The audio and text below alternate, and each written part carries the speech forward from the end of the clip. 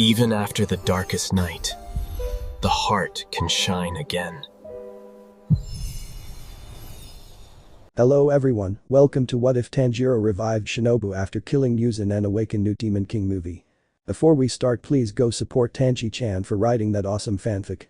This is the translated version I made. There will be some mistaken characters' gender, but of course Tanjiro is a male. Upon witnessing the defeat of the Demon King, the survivors of that battle thought that it was over and peace had returned to the earth, however they could not have been more wrong. Chapter 1 Peace returns to Earth. Clarifications before we begin. This story will begin immediately after Muzan's defeat. Some things may not make logical sense, so please don't cancel me for that. It was achieved. The unique and essential object for which they had fought had been obtained. The Demon King, Muzan Kibutsuji, had been defeated by the lethal sunlight, which evaporated his entire being.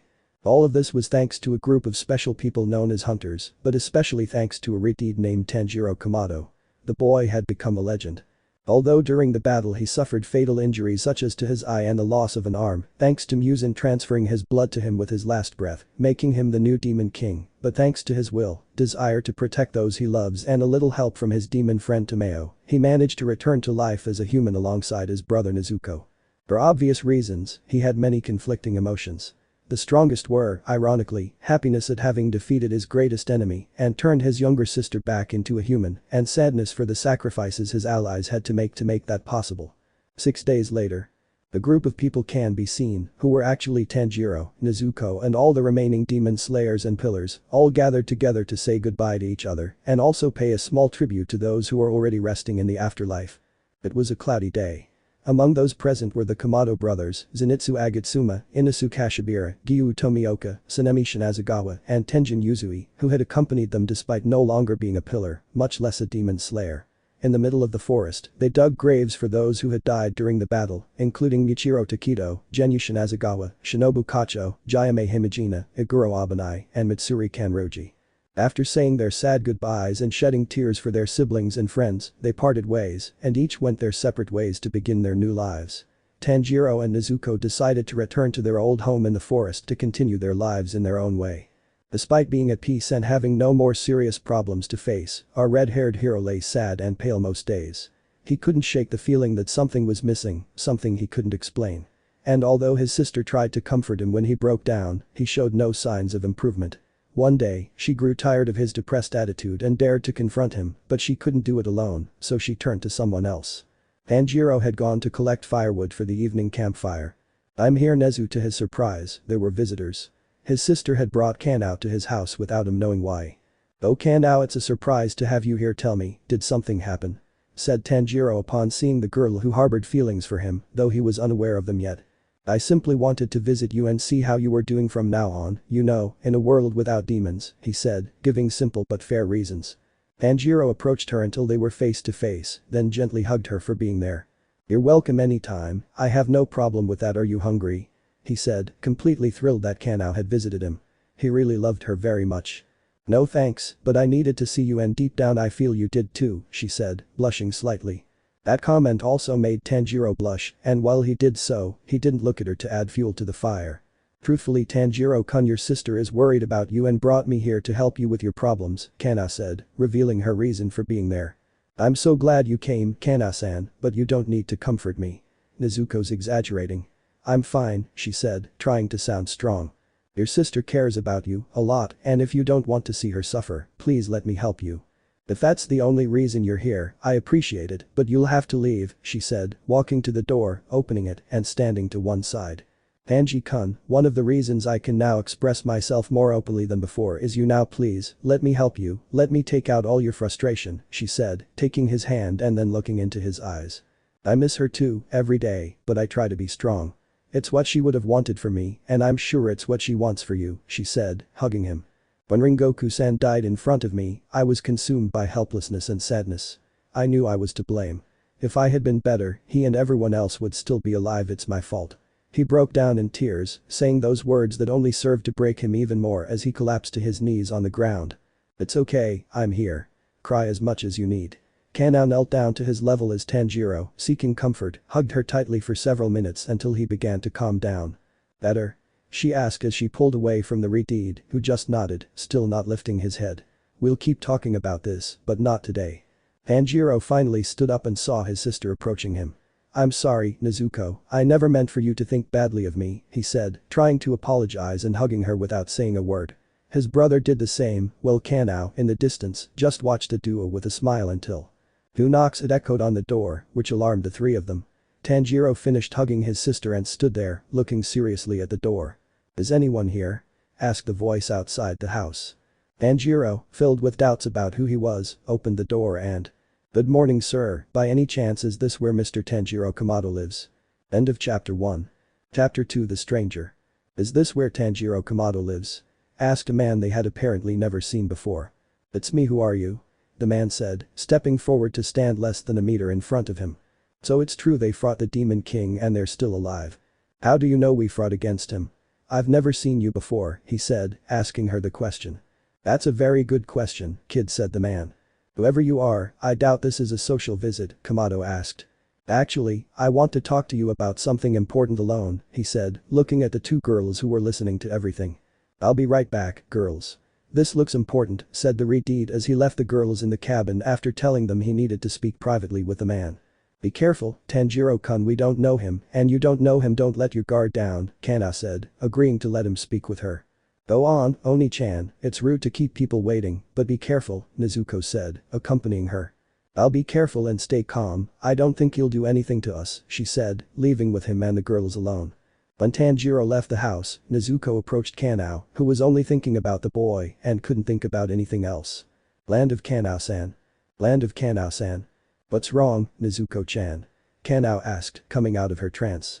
Were you able to talk to him, you know? Nezuko said, worried about her older brother's mental and emotional state. Yes, he's very devastated, Kanao said, recalling the conversation they had a few moments ago. Thank you for trying, said the younger sister. It will take time, but I'll get through this, she said confidently, certain that this wasn't permanent. I hope so. You certainly live in a beautiful environment, the man said, admiring the beauty of nature beside the young Kamado. They were both taking a walk to get away from home and clear the Redeed's mind a bit after what happened with Kanao and try to be more relaxed. Yes, that's right, Tanjiro said, agreeing with his companion. I'm glad you're alive after everything you went through. That, my friend, is what you call being strong, he said, looking at him and touching his chest in recognition of Tanjiro's bravery. I wish I felt that way, he said, reminding him that even though he was alive, many hadn't made it. They suffered losses, didn't they? Well, that's what I came here for, he said, remembering his reason for coming. That's right, and I don't really feel like talking about it if you insist. Tanjiro was starting to get a little sad. You prepared yourself completely to fight him, and even though you won, you're not satisfied. Well, Nezuko became human again, and a world without demons was the goal we set for ourselves, and we achieved it, although the cost of all this was great. My family, friends, allies. Oh, I see, if you're happy, I don't think you need them back, she said, confessing something unthinkable to the young Redeed's ears. What are you talking about? That left Tanjiro confused until he came to a conclusion. Did Nezuko send you to talk about this? She's really persistent, he said, certain that this was a plan by his sister to comfort him with a stranger. The man took a few seconds to answer. I'm just saying there's a method to see who's no longer with you. Those words only added to the boy's confusion and paralysis, as he didn't understand what she meant. After a few seconds, he spoke. Can you have contact with the dead? He said, fearing the answer. Not with those words, but rather to bring them back here to the world of the living, he said, making everything he thought about death being the end of the road a lie. Bring them back here, how?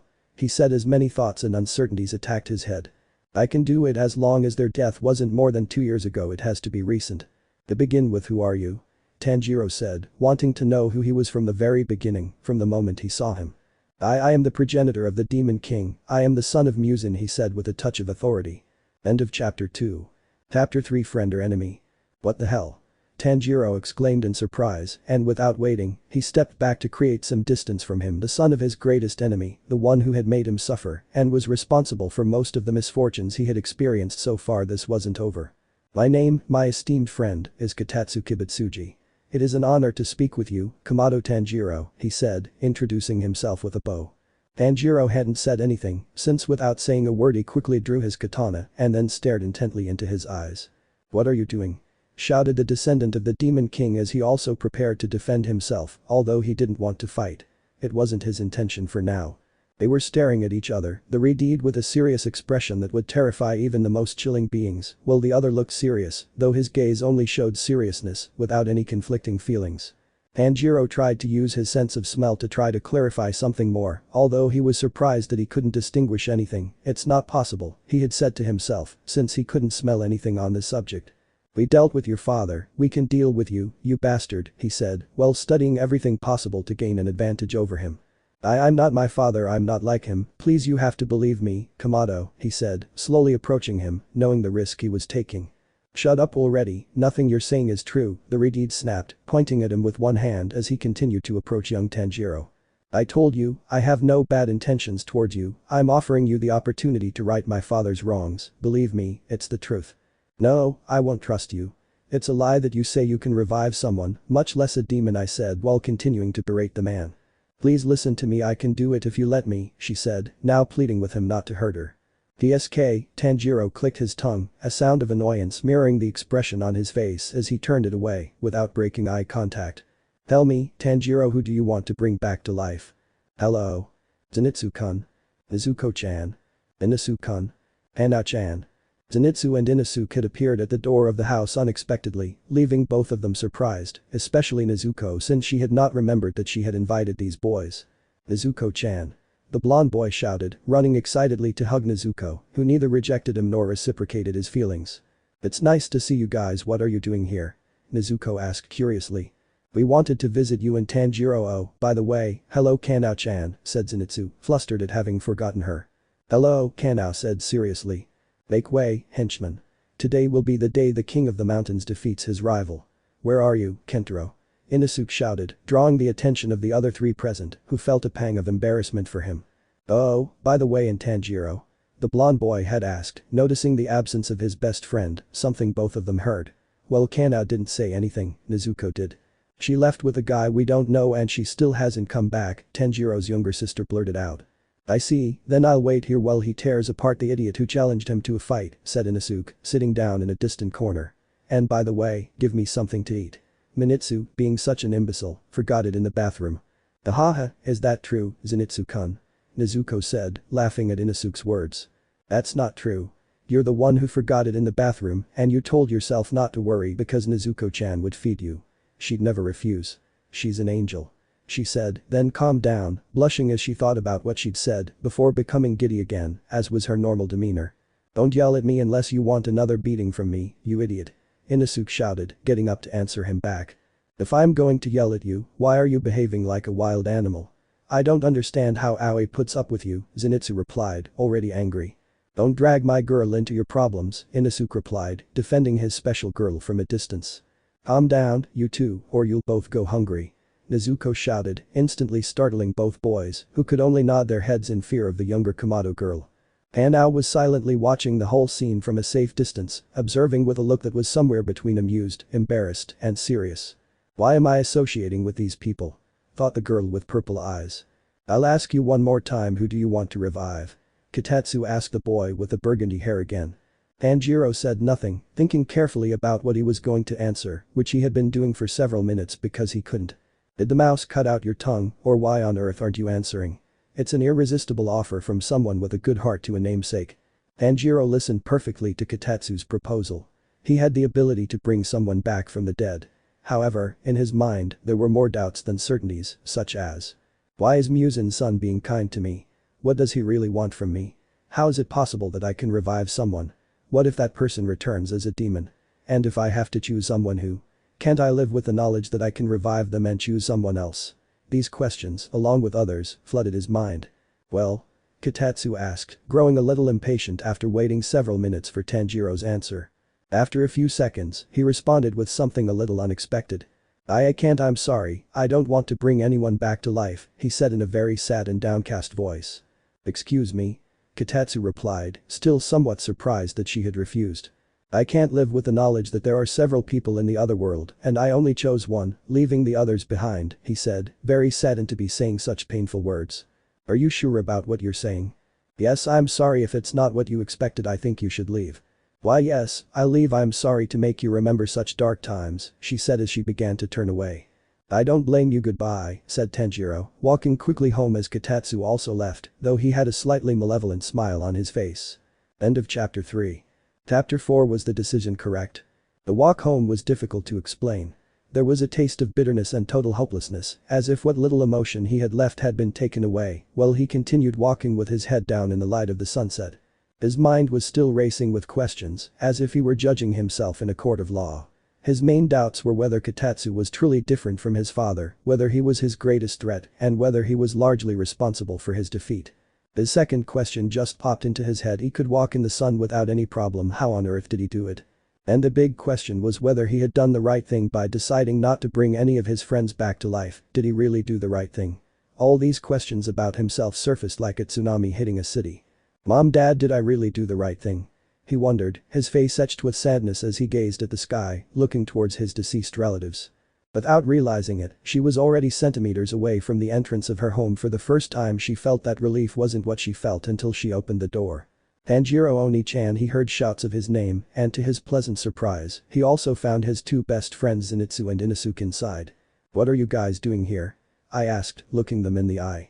"We wanted to see how you were doing, of course, and wine instead of food," Zenitsu blurted out, pointing at Inosuke, though his real motive was to see his sister, who had already noticed.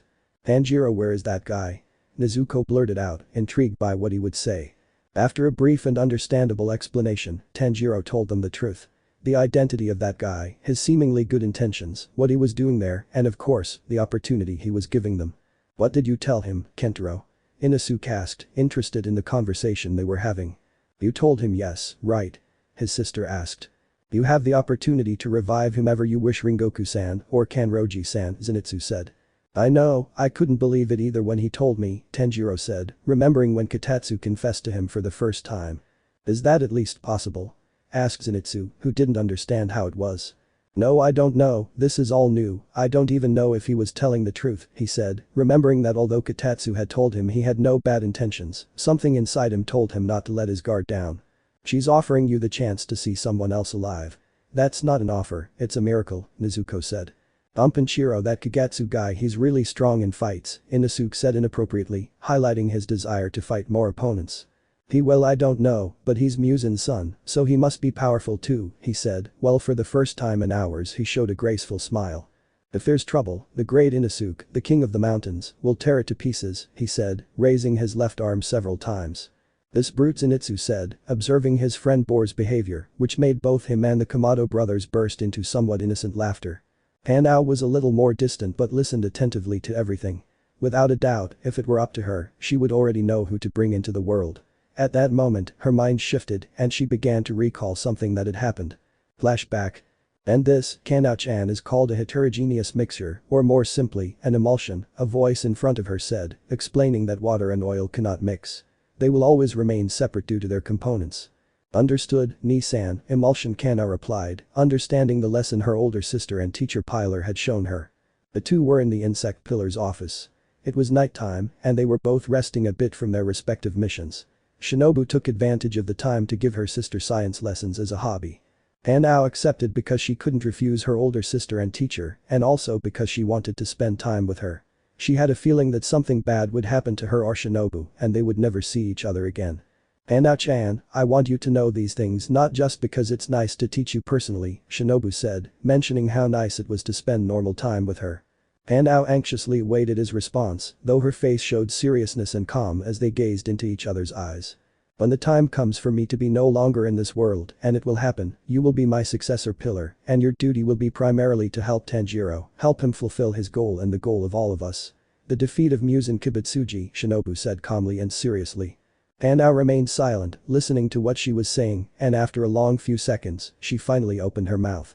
"Master, if only I could change your mind, you don't have to do it yourself," she said, remembering the conversation they had had a few days ago about Shinobu's plan to defeat Dauma, the Upper Moon too.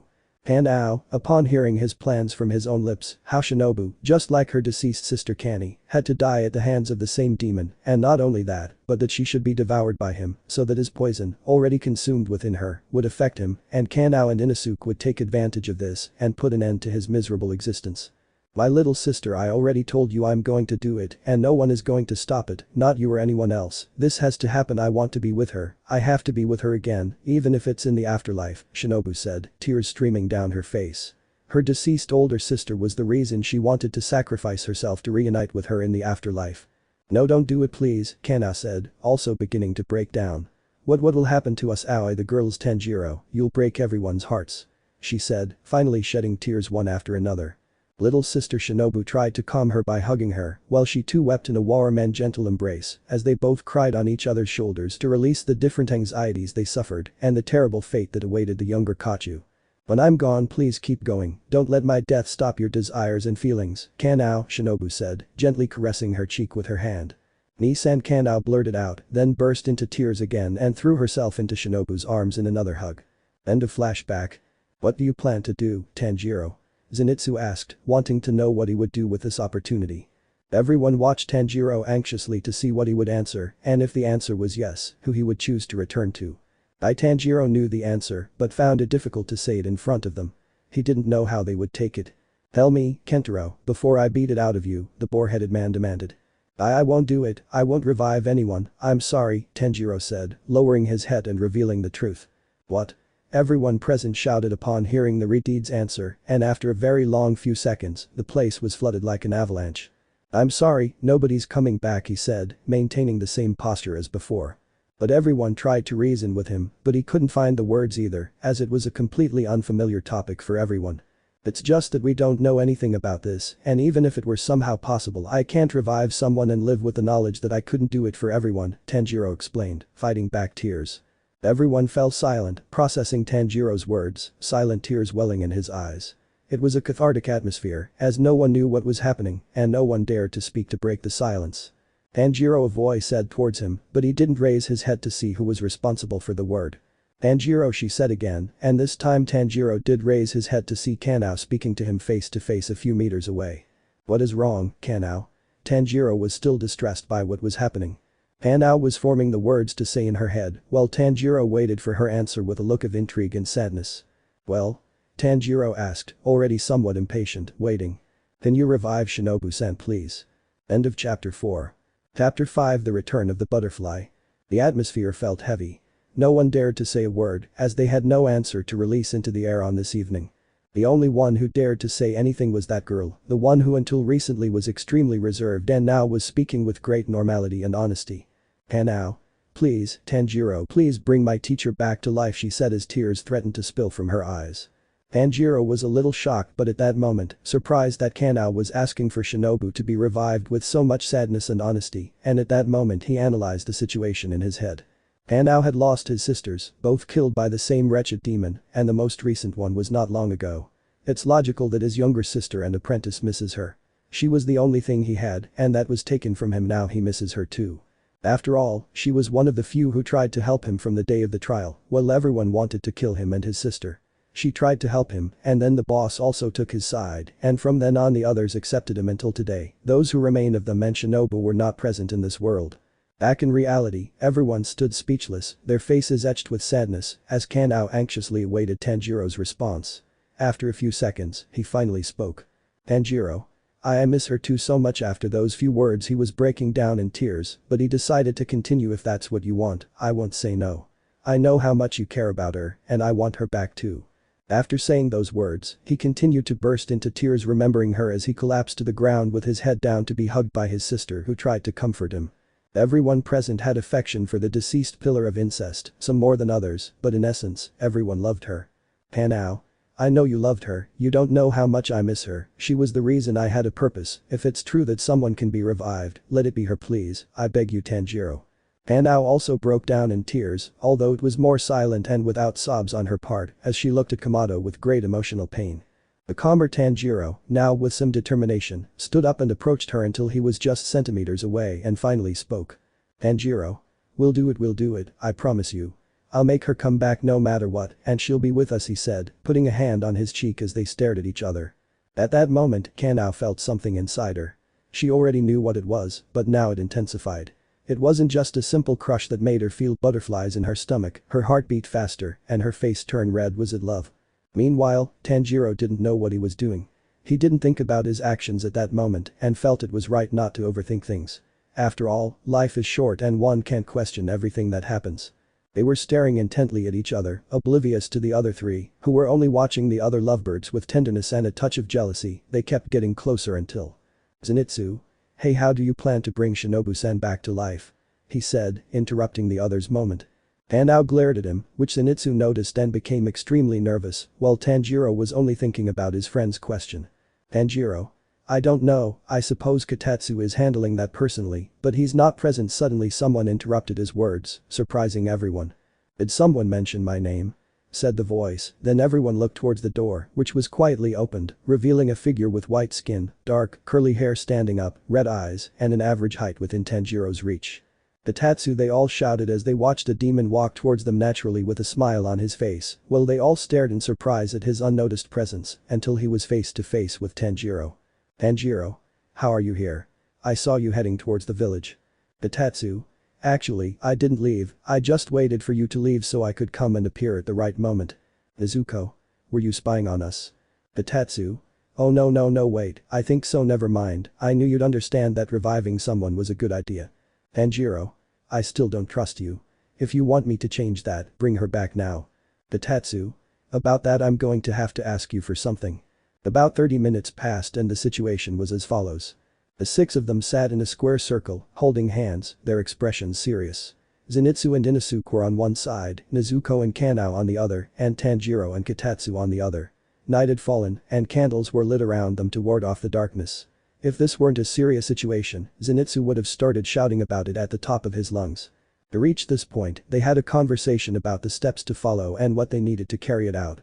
The first part was to perform a ritual so that upon his return, his soul wouldn't escape and would never return to his body. Kotatsu? Great, now we need something familiar, something of hers, an object or anything that is meaningful to her. At that moment Kanao takes out a butterfly brooch that belonged to Shinobu. She had it with her the whole time, and it gave her a wink when she realized it meant something important, and she slowly placed it on the ground in the middle of everyone. Kotatsu? Now the next step, blood. This baffled everyone, as it's not something one usually hears about. Nezuko? Excuse me? Kotatsu? We need blood to carry this out. Your blood, he said, looking at Tanjiro. Tanjiro? What did you say? Kotatsu? If I understand correctly, for a few moments you turned into a demon, right? Tanjiro? That's right, but now I'm a normal human, right? Kotatsu? That's true, but inside you there's still blood, demonic blood. You're the key to this, Kamado. Everyone was surprised to learn that Tanjiro's dark side did not completely disappear, although this time it seems to be useful. Tanjiro? No, you're not going to let that happen again. He said angrily, convinced this was just an evil plan. Inosuke? Listen to me, Kentaro. If you want her to come back to life, you must do this. Let some of your blood drip onto the brooch. Kotatsu? What he said. After understanding for a few minutes that there was no other option, Tanjiro grabbed a knife from the counter behind them and sat back down in the circle, knife in hand. Then, holding the knife steady, he stood up, brought the blade close to his wrist, and made a swift cut, quickly spilling a red liquid onto the brooch until it appeared completely stained red. Nezuko? Are you alright, One-chan, she said, worried about her injured brother. Well, he just nodded, indicating that he felt alright, you could say. Kotatsu? Now silence, I'll take care of it. After those words, Kotatsu released Inosuke and Kanao's hands and raised them in prayer, then, with his gaze upwards and eyes closed, he released a kind of red breath from his mouth. The candles had gone out, they were in total darkness, defenseless, but nobody cared because there was something more important. Meanwhile Kotatsu began with prayers. Kotatsu? Amplius, O Viri, Quaso Utah Hank Vinyam and Naman Mio Faciatus, Domini May, he shouted to the sky like crazy, with apparently a severe cold. Kanao? What are you saying? Tanjiro? I have no idea. Out of nowhere, a strong wind slammed the door open abruptly as it entered the entire dark house, while everyone's hair began to swirl violently to the sides and upwards. Kotatsu? Domini May, Komodo du Shinobu Kachu hot reversi ab hot eastern time ad mundum vivens revenendum, vobis benevolentium. But those last words, the wind stopped and the candles were relit from nowhere, leaving everyone speechless.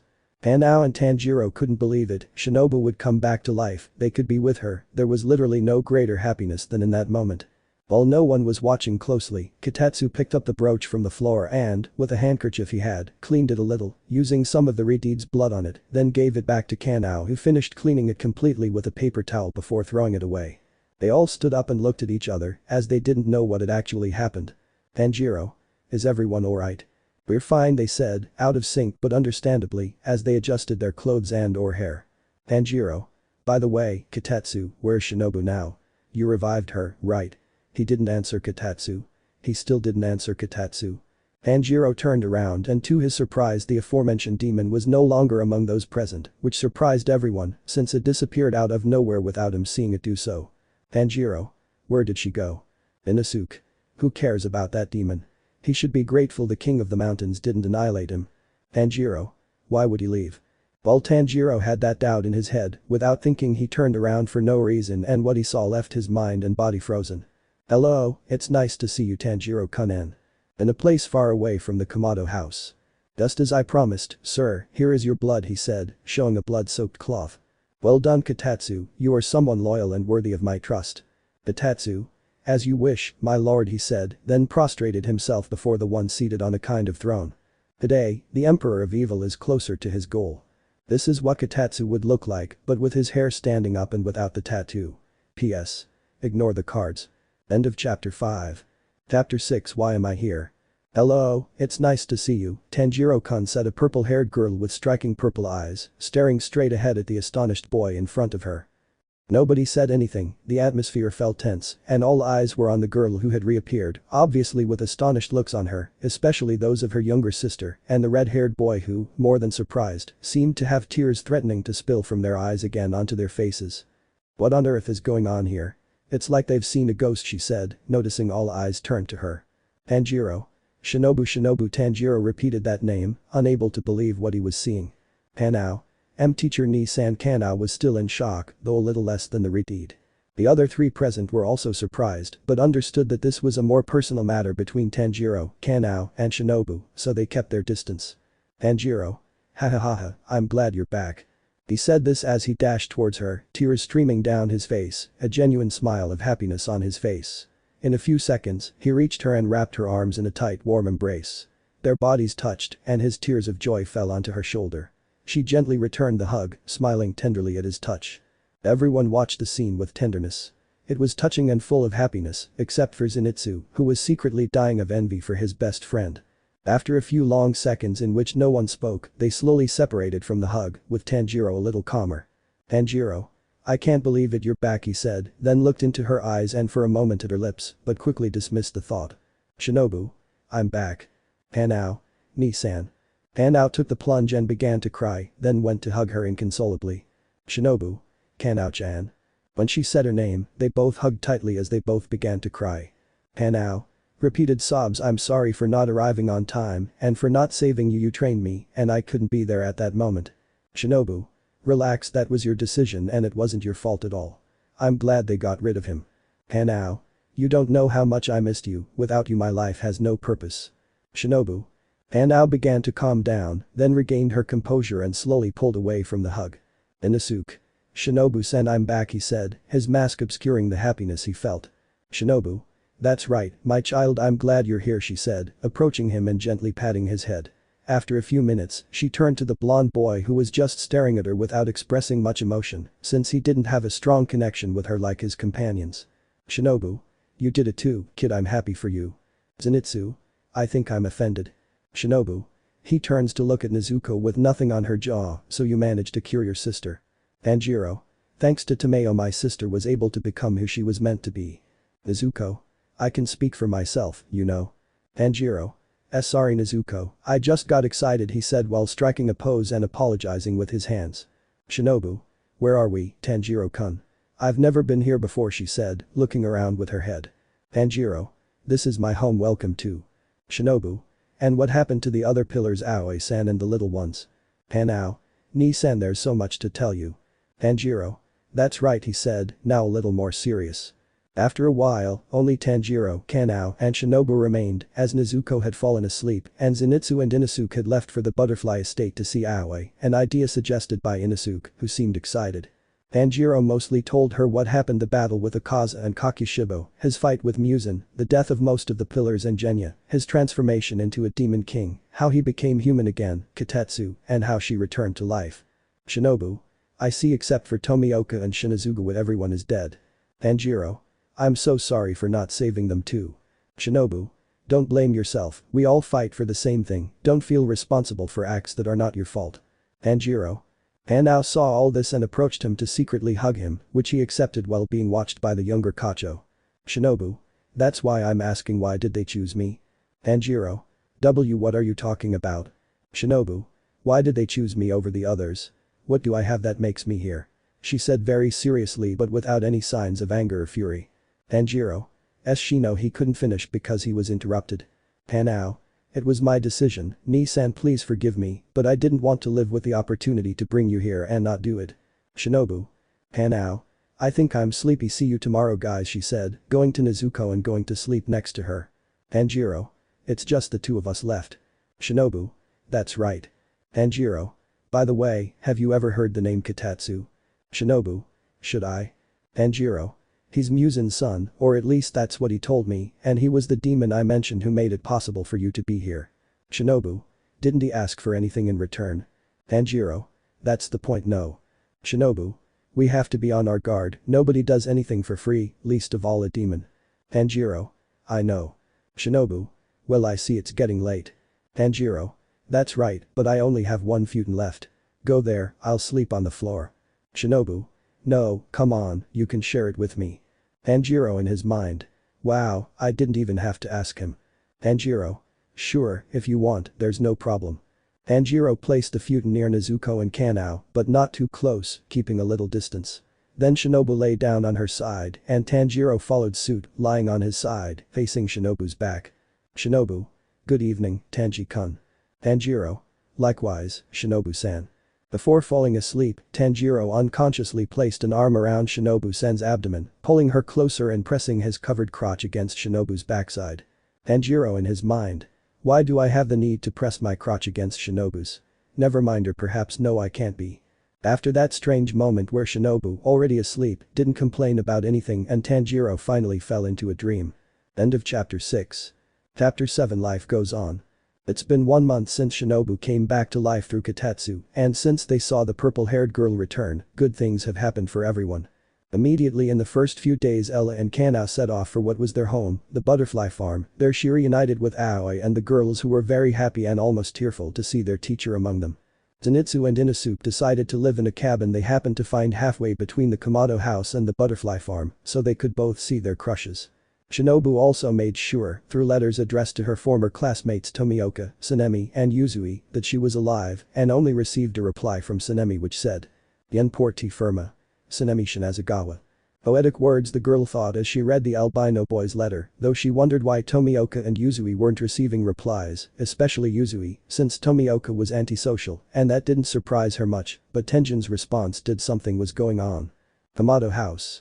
As before, the two brothers were living alone, although unlike a month ago, there was no trace of indignation, sadness, and desolation. They had disappeared from young Kamado, and he had returned to being that boy who showed smiles to anyone. Now they were both waking up a little late because yesterday they had gone for a walk around the town since there was some kind of festival, and they returned a little late in broad daylight. Tanjiro.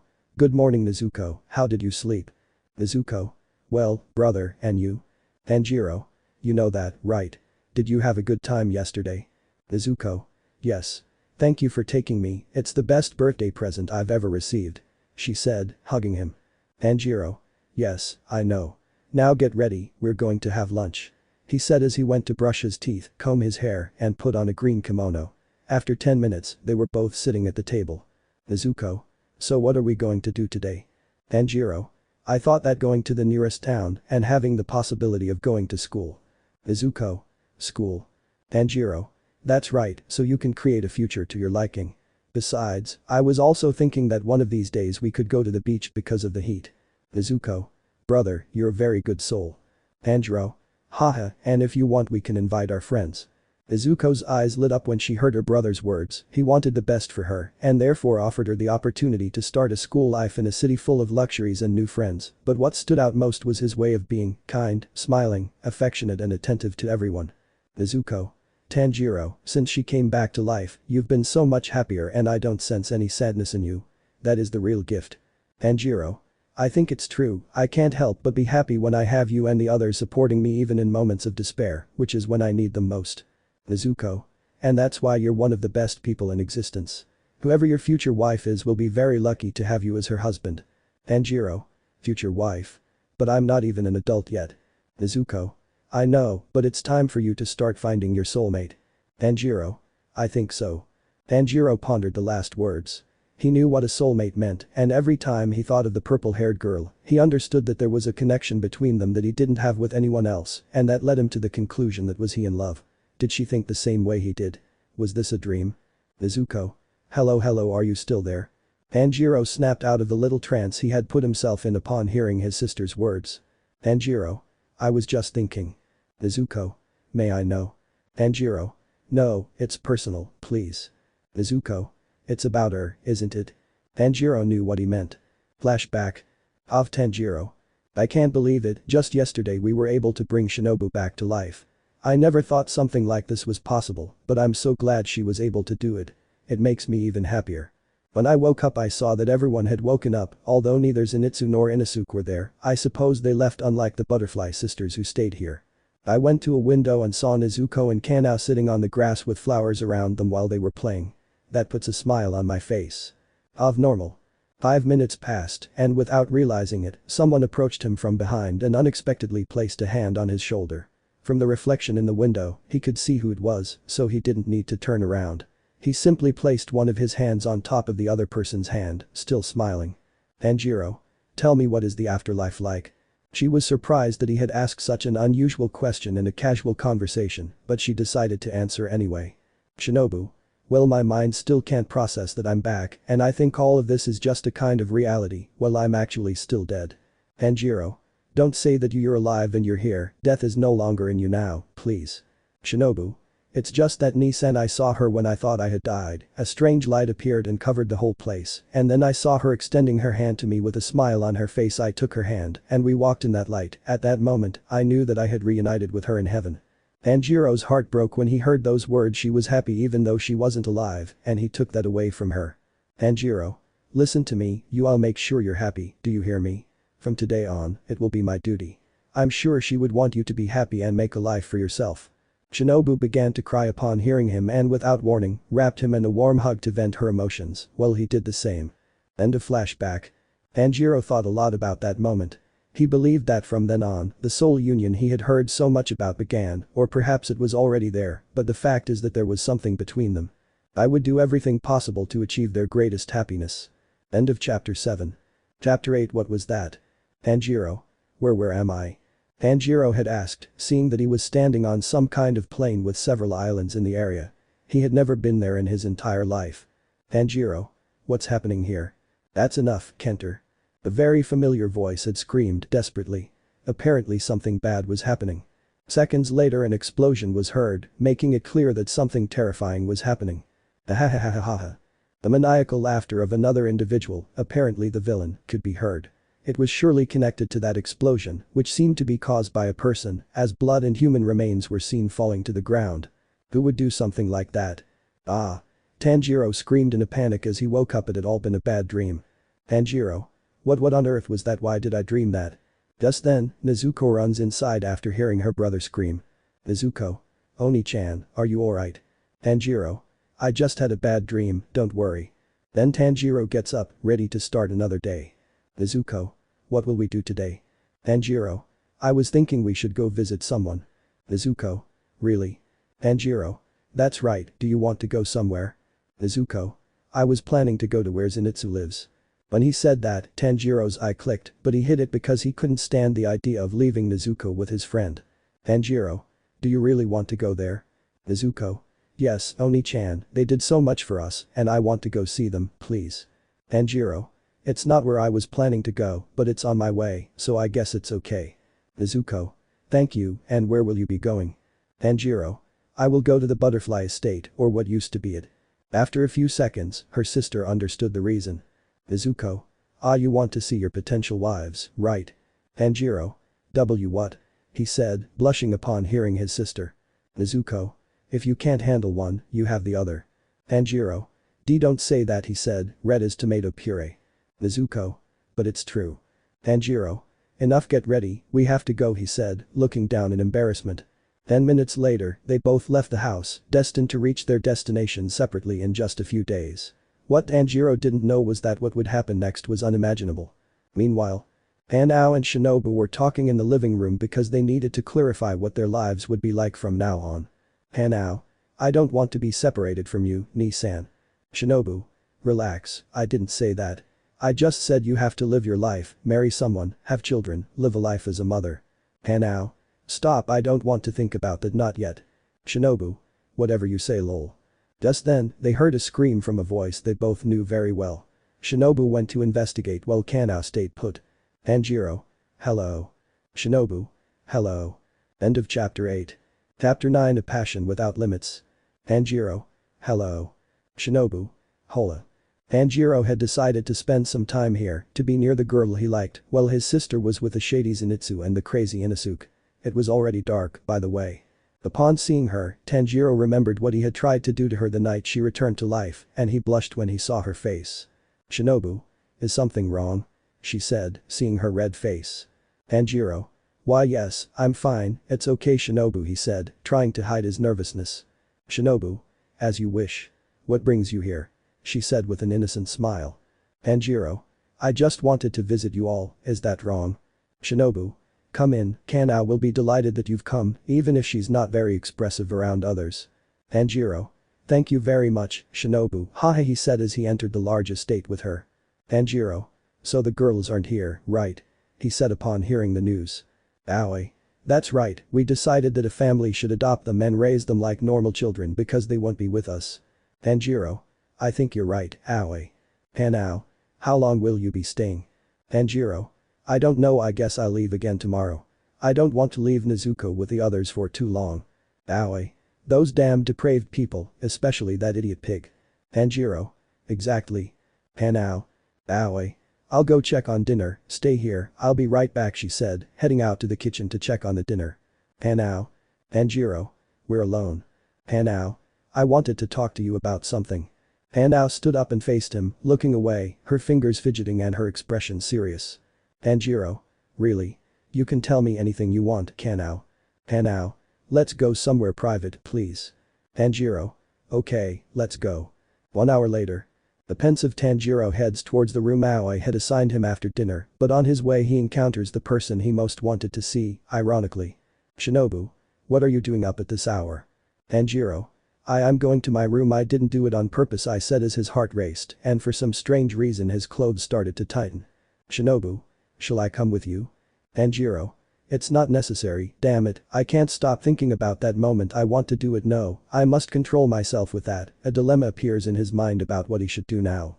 Shinobu. Ara, are you okay? Tanjiro. Why yes, actually, I want to ask you something. Shinobu. I'm all ears. Tanjiro. Could we go to your room? Shinobu. Claro. With that, they both took a few steps back to re-enter the same room, where Shinobu was left wearing only a kimono and hung her coat on the window, while Tanjiro closed the door and then went to join Shinobu. Shinobu. What's wrong, Tanjiro? What do you want to do? Tanjiro. Shinobu. What's wrong? You're worrying me. Tanjiro. I'm sorry, Shinobu, but I have to do this. Lemon skipped. Tanjiro laughed, then affectionately stroked Shinobu's firm abdomen and sucked on her breasts for several minutes to make her feel good. After that they decided to sleep together, but they knew that tonight, no one was going to take away how special it was. Chapter 10, The Problems Begin. Here again. The voice wondered as it landed in a place that was like a plain with a lot of water that it had seen before but didn't know its name or where it was located. It seemed empty again, as something had clearly happened, something was destroyed. Everything seemed to be going that way until he heard the same voice again, filled with desperation. He is in the center. That voice was heard again, and then another one opened its mouth as well. Ahahaha. The maniacal voice was heard again, followed by the sound of an explosion. Those exhalations were from Tanjiro, who dreamed the same dream as a few days ago, while dawn broke in what was a room of the butterfly estate, while his torso was naked, but he did have underwear, while next to him, he saw the girl for whom he felt an incredible sexual tension. She seemed to still be asleep, so Tanjiro decided not to wake her and tried to leave very slowly, although. Shinobu. Hola Tanjiro-kun. Upon hearing that, he saw that she was still naked, although that wasn't what worried him yet. Tanjiro. Shinobu, you woke up. Shinobu. No, I'm still asleep, she said ironically. When Tanjiro saw her breasts again, his hormones went haywire and that dirty thought returned to his mind, but he controlled himself, thinking it was a lot considering only a few hours had passed. Shinobu was getting a little annoyed as she saw Tanjiro staring at her, so she spoke up, "What are you looking at? Get out of here, I need to change." Upon hearing those screams, Tanjiro turned pale and without thinking, grabbed his clothes and hurriedly left that place. As they left, Shinobu smiled, knowing that she and Tanjiro had had sex in her own bed. She hugged herself, overjoyed, while Tanjiro was equally happy, knowing that his first time was with Shinobu. "Aoi. Can't you stay a little longer?" "Tanjiro. I'm sorry, I'm afraid Zenitsu will do dirty things to Nezuko." "Aoi. Those damn perverts, you can't do anything without worrying about them." "Tanjiro. You're right, haha," he said, giving Aoi a hug. "Now. Take care of your sister and say hello for me." "Tanjiro. I will. Take care too, Kanao," he said, giving her a hug as well, before turning to the younger Kacho. "Shinobu. Take care, if anything bad happens you can count on us." "Tanjiro.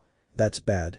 He said he was going to give her a hug and then they stared at each other intently and surprisingly kissed in a kiss of lust and passion. They didn't care if the other two girls saw them, since they would be friends and only friends, although they would probably kiss and have sex a few times, but they would only be friends. When he finally left, Shinobu stared at the horizon while Aoi was happy for her teacher. While Kanao was also pretending to be happy for her older sister, deep down let's not talk about it, F for her. Meanwhile, 2 days later. Tanjiro was about to arrive at Zenitsu and Inosuke's house while thinking about his feelings for Shinobu. "Tanjiro. I know she attracts me too much and I want her in my bed every day while we make love, but do I also love her?" he thought to himself. After a brief thought, he shook his head again as he said. "Tanjiro. No, I just want to have sex with her, that's all." Meanwhile, out of nowhere, a raven, yes, a hunter's raven appeared in front of him. "Tanjiro. What are you doing here? They're not supposed to be useful anymore." "Crow. Caw-caw, please return home, it's an emergency, caw-caw." Without asking, Tanjiro immediately sped off to where his house was supposed to be, thinking. What's happening in my house? Why do crows still serve? What on earth is going on? 2 days later. Tanjiro. What the heck? Upon arriving home, he saw a figure he never expected to see again so soon. "Did you miss me, Kamado?" the voice said, facing him. "Tanjiro. Kakatsu, you're still here," he said, surprised that the only demon had appeared before him again, but this time, he knew it wasn't a social visit. "Kakatsu. I'm sorry to tell you, but it's the end." Chapter 11, Inosuke's attack. Tanjiro couldn't believe it. Standing before him was the being he believed to be good, though he had actually suspected him to some extent. Now everything was out in the open. "Kakatsu. Did you miss me, Kamado?" "I suppose not, since you thought I was on your side all this time." "Tanjiro. I suspected you from the beginning. Although I must say thank you for reviving her, don't think I'll let you do bad things." "Kakatsu. Wow, you're such a bore. By the way, let me introduce you to my partner, Janja," he said, stepping aside to reveal his figure in front of the young man. He was a robust fellow, seemingly quite mature, with fair skin, black eyes, and considerable height. You could say he was taller than Himejima and also, one detail, he was bald. "Tanjiro. You're a miserable wretch," he said, immediately entering the house and emerging in a matter of seconds wearing his hunter's outfit and haori, which he always wore, and also carrying his katana. "Katatsu. Come in, I'll wait for you here." "Tanjiro. Breath of the Sun, first form, waltz," he shouted as he launched himself swiftly towards his enemy in an infamous horizontal attack, aiming for his neck. To his surprise, Katatsu easily dodged to his side at great speed, leaving Tanjiro vulnerable to any attack, although he decided not to. "Tanjiro. Fifth form, fire wheel," he said as he jumped towards him in a 360-degree spin with his katana, causing a devastating fire to erupt from it. The attack is directed towards him, and before he touches the ground, 12th form, flaming waltz, he shouts before landing to go towards the place where his enemy had once again dodged to make a horizontal and vertical attack. Seconds later, a single figure appears where the attack had been. The redeed with the katana horizontally stuck in the ground, but with no one's body in it. Katatsu had also dodged it. "Tanjiro. How did he?" Before he could finish his sentence, he counterattacked. "Katatsu. Take the cemetery wave." He shouted to straighten his arm towards Tanjiro, and with his hand raised, his fingers pointing towards Tanjiro, he launched a kind of energy burst in a wavy shape. Tanjiro had no reaction due to the ridiculous speed of the attack, which ended up hitting him full force, and he let out a cry of pain. After a few seconds in which the dust and dirt disappeared, Tanjiro Kamado was seen lying unconscious on the ground, although he appeared physically unharmed. "Janja." He defeated the chief. "Katatsu. No, idiot, I left him unconscious. Killing him would be more work, and we don't have much time because his reinforcements should be arriving soon. Take him inside his house. We'll save the best for last. Danja obeyed, then hoisted the unconscious Tanjiro onto his shoulders and roughly threw him down in the living room of his house before leaving, and just then. What are you doing at Tanjiro's house, you idiots? Kitatsu smiled, realizing he was right. Zenitsu, Shinobu, Kanao, and Tomioka with his regenerated arm. They had arrived at the fight because their respective crows had done their part. Kitatsu. Wow, even after I returned your arm you dare to challenge me. Everyone was surprised when it was revealed that the water pillar was helped by Muzan's hand to recover his limb. Tomioka. I'll say it only once, get out of here. At that moment, Kitatsu's henchman noticed something and was surprised to remember a truth. Danja. Now that I think about it, that ability to regenerate parts for others belongs to a rare type of demon, because I can't do that. Kitatsu. That's right, my father taught me that ability, and he was taught it too. As I understand it, they were a strange type of demon who didn't have pupils in their eyes, and their skin seemed to be light green. Everyone was surprised to learn that there were other types of demons, completely different from the ones they knew. Kitatsu. I need Kamado's blood and yours, Tomioka or Yuzui's, at the same time, and with that I will achieve my goal, so give it to me now or you will suffer. Danja. Whether they're hunters or pillars, it doesn't matter, we'll crush them with demonic power. Tomioka. Thanks for learning more about my regeneration, but you're wrong to underestimate us, and don't think your demonic power can't save you from me either. As soon as he finished speaking, everyone present released their katanas and took up positions, waiting for the moment to attack. Kitatsu. None of you are going to cooperate. Danja. Fine, I'll force them. Kitatsu. Wait, let's not underestimate them. They can increase their strength, speed, and other attributes with their breathing techniques. Do you still have the biodemon seeds? Take them out now.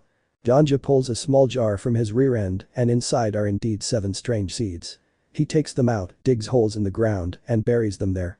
Everyone noticed something emerging from the ground and they saw little heads-like things appear on the surface. A few seconds later, 7 figures of small, big-headed beings, all dressed in elegant formal attire with blonde hair, appeared, surprising everyone with how seeds like those of a peach could have created such creatures. Zenitsu. Be biodemons. He said as he began to get scared. Shinobu. Kanao get ready. Kanao. Yes. The little demons began to gather and, with incredible speed, strangely cut down all the trees in a 100 kilometers radius, so that what was once a friendly forest is now a kind of greenish plain. Kitatsu. Thank you, boys. Now your duty is to make them suffer. Give it your all. When they heard that, the dwarves leaped forward and their claws were soon extended in the direction of the hunters, who were barely able to escape. It wasn't enough because they attacked again and split up. Tomioka and Shinobu fought together against 4, while Zenitsu and Kanao fought with the other 3 remaining. They could barely resist since it was an uneven fight due to the superiority of the biodemons, and so it was until Tomioka kicked one and sent it flying a few centimeters backwards, scaring the others a little. Tomioka. They're not as strong as they seem. Tomioka. They all looked back and saw the wind pillar, Tsunemi Shinazagawa, arrive. Kitatsu. Welcome Mr. Shinazagawa. And that's not all. Tenjin Yuzui made a flamboyant entrance, and then Inosuke struck an epic, kingly pose. Finally, all the surviving hunters and pillars were here. Tsunemi. We're all here except Kamado, right? Kacho, it seems it was true that they revived you. Tomioka. And apparently they made her friendlier. That last comment made Shinobu notice a vein in her forehead. Shinobu. Ara, you're such a busybody, Tomioka-san. Yuzui. That's enough, it's not extravagant to fight amongst ourselves. Kitatsu. 1-2 Hey, what do you think of this? There are 7 of you, just like my warriors. How about you fight them one-on-one, you know, a game. Tomioka. A game, don't joke around, it's time to end this. Zenitsu. Calm down. If we do that, we can buy enough time for Tanjiro to join us. Kitatsu. Well, I'll tell you something that will help you. We, including my little warriors, cannot regenerate. Shinobu. I imagine that in return they must be more powerful and skilled. Yuzui. Actually, I like the idea. These phenomena serve as a warm-up for me. Danja. Haha, that's the spirit. Of course, you'll be surprised at what these phenomenal people are capable of. After saying that, Kitatsu chooses the biodemon that will fight Yuzui. Kitatsu. It will be your turn, show no mercy. Seconds later, the 2 sides distanced themselves so that the 2 combatants had space, and after a few seconds of staring at each other until Yuzui quickly drew his katanas and with surprising speed had arrived in front of his enemy, but the enemy jumped back and opened his head from above, spurting a strange white liquid that Yuzui managed to dodge. Upon hitting the ground, the liquid caused the earth to melt like acid, but Yuzui was already ready for the counterattack. Yuzui. Breath of sound, fifth form, symphony of extruding strings, he said, spinning one katana while holding the other in reverse, with the chains that bind him, causing his enemy to suffer collateral damage from the explosion. Yuzui-san won. Most of them shouted upon seeing the bio-demon on the ground, fatally wounded, and Yuzui standing back with the others. Zenitsu. Watch out, that thing is rising from the ground. Zenitsu was right, the enemy wasn't dead yet, but before they could attack him, a burst of energy shot towards the dwarf, tearing his body to pieces before everyone's astonished eyes, revealing that their leader, Kitetsu, was the one who murdered his own soldier. Janja. Why did you do that? Kitetsu. He had no chance of winning, he got overconfident, and I clearly told them not to do it. He shouted, trying to scare his own allies a little. Tsunemi. He's ruthless. If he treats his allies like this, I don't want to imagine how he treats his enemies. Kitetsu. Very well, who will be next? Then Zenitsu mustered his courage, to everyone's surprise. Zenitsu. Okay, I'll go now. But before he could take a step forward, someone stopped him. Inosuke. Wait, Minitsu, I, the king of the mountains, will teach these pests not to mess with me. I'll fight now. Kitetsu. Hey you dwarf, you'll fight the pig, don't do the same as your friend and beat him, he said, speaking to another bio-demon. Janja. What are they waiting for? Fight. Upon hearing that, they began to fight in a fierce battle that, unlike the previous one, was a little more even. Inosuke. Beast breathing, 7th form, special perception, he said this to easily dodge the enemy's physical attacks and give himself time to attack. Inosuke. 9th and 8th form, divine walking slash and pig charge, his attacks now had more range, and in a ferocious attack without giving him a chance to defend himself, he launched several cuts at the little one's body, who also ended up falling to the ground defeated and seeing a proud Inosuke. Janja. Again. Inosuke. It seems the bio-demons aren't as strong as you expected, or am I mistaken? Janja. What the hell? He said wildly, realizing that maybe he was right. Kitetsu. Calm down, Janja, he said, convinced it wasn't that big of a deal. Inosuke. I don't want your help, I'll take care of the remaining 5 myself. Kitetsu. Haha, I think you're getting a little too confident, aren't you? Inosuke. You think so? Suddenly, the demon they thought had just been defeated leaped into the air towards Inosuke, who couldn't react in time, allowing his enemy to trap him in an embrace. Inosuke. You damn dwarf, let me go. The dwarf just squeezed him tighter while looking him in the eyes and smiling, then. Self-destruction activated and then the demon made an explosion from within, causing his body to explode into pieces, while Inosuke was the one who received the explosion, before the surprised gaze of everyone. Nuo. That guy exploded next to Inosuke. After a few seconds as the dust settled, a body lying on the ground was revealed to be Inosuke. Kitetsu. Yes, this is much better. After seeing that, Zenitsu quickly approached him, put his ear to his chest, and confirmed the worst. He's dead. While Janja and the boss smiled at the macabre scene, Zenitsu, Kanao, and Shinobu were crying, and Tsunemi, Yuzui, and Tomioka watched seriously, but inside they were also affected. Inosuke Hashira is dead. Zenitsu. Why you knew this was dangerous and you still did it, damn you all, he said with tears and fury. Zenitsu. Get away from here, I'll show you what I'm capable of. After that, Zenitsu grabbed his katana as his pupils disappeared, preparing to unleash a powerful attack. This is what Janja looks like, ignore the patch. End of chapter 11. Chapter 12, Janja the Invincible. NA. Before we begin, I added images to chapters 5 and 11. I put them at the end of each chapter if you want to see them. Tanjiro. Where am I? Tanjiro was in what appeared to be an empty field, full of daisies that reeked of a rural area. The last thing he knew was that he was fighting Kitetsu, but Kitetsu used some kind of strange technique and he didn't hear anything else from then on. Maybe he ended up killing him. Tanjiro. Maybe it was just a dream, or maybe this is the dream. Hello, Tanjiro, said a mysterious figure, causing the boy to turn around and see his ancestor.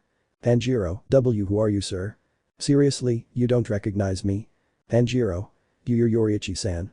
Yoriichi himself. Yoriichi. That's right, it's me. Tanjiro. And what brings you here where I am? Yoriichi. I'll tell you plainly, you were defeated by your enemy and you're unconscious. Everything that's happening now, this field is a product of your mind. Tanjiro. I need to go back. He's very dangerous and will hurt you unless. Yoriichi. Relax, your friends are fighting him right now, but don't worry, time moves too slowly here for you to be late. Tanjiro. So I'll go back.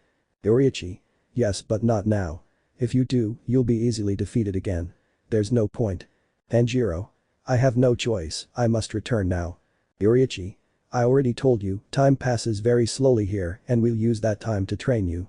Tanjiro. Yoriichi himself is going to train me. Yoriichi. Yes, I know you use solar breathing, but that's not enough. None of it will be enough to defeat the demon son. Tanjiro. And what breathing technique is useful? Yoriichi. Energy, the energetic breath. Tanjiro. What is that? I've never heard of it before. Tanjiro.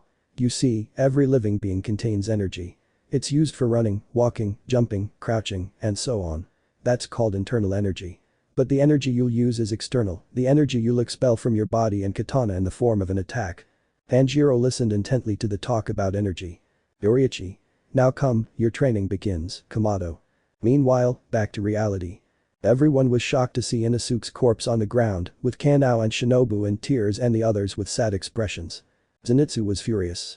His best friend Inosuke was dead beneath him, which enraged him, causing him to grab his katana and Zenitsu.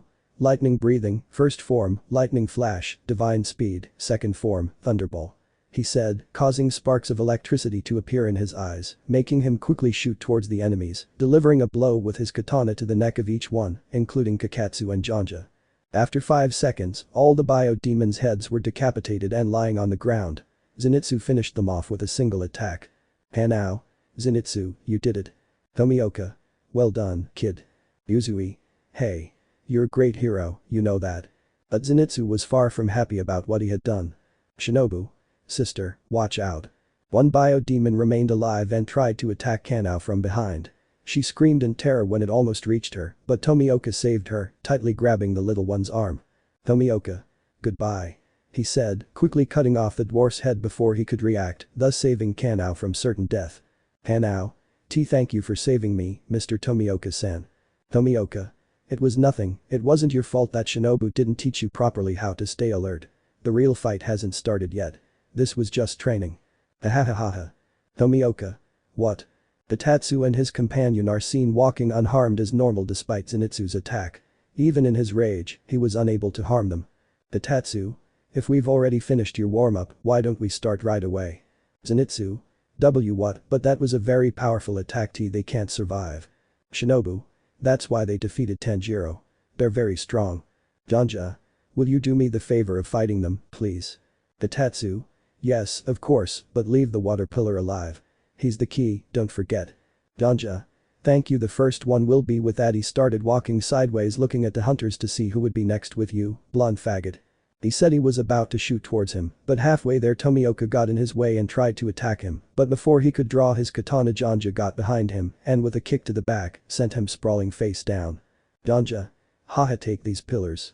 He said this so that Tomioka could stand up and Janja could begin to increase his power while Tomioka was still standing up.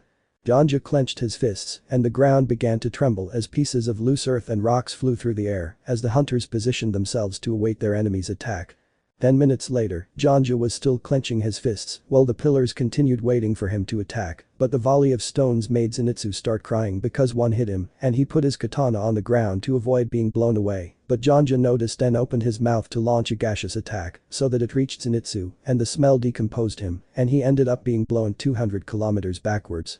After another 10 minutes, Janja finally finished increasing her abilities and was now choosing her next victim with her eyes until she stopped. Yuzui. With a war cry, Janja launched himself towards the pillar of sound, forcing it to defend itself by putting up its forearm, but Janja was surrounded by a yellow aura. Tomioka. Yuzui dodged.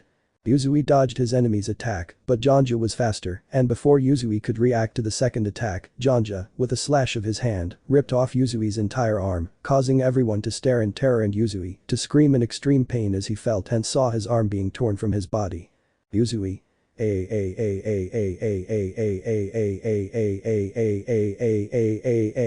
Brazu. Tatsu. What a fragile subject. Shinobu. No Tenjin-san.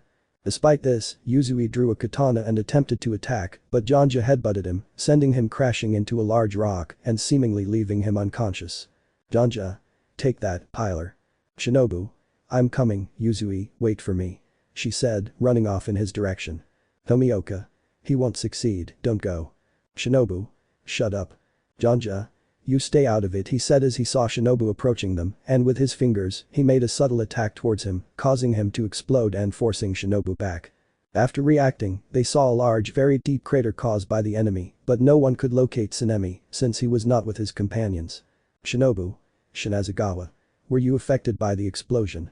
She said, looking around for the wind pillar. Yuzui. Saw Tsunemi. Janja. Don't worry, you'll be reunited with your friends soon. Itatsu. Janja, you'd better watch your back. Tsunemi appeared behind Janja, grabbing him tightly from below his shoulders to immobilize his arms and wrapped his legs around his waist. Yuzui. Tsunemi. Janja. How did this guy get stuck? Let go of me.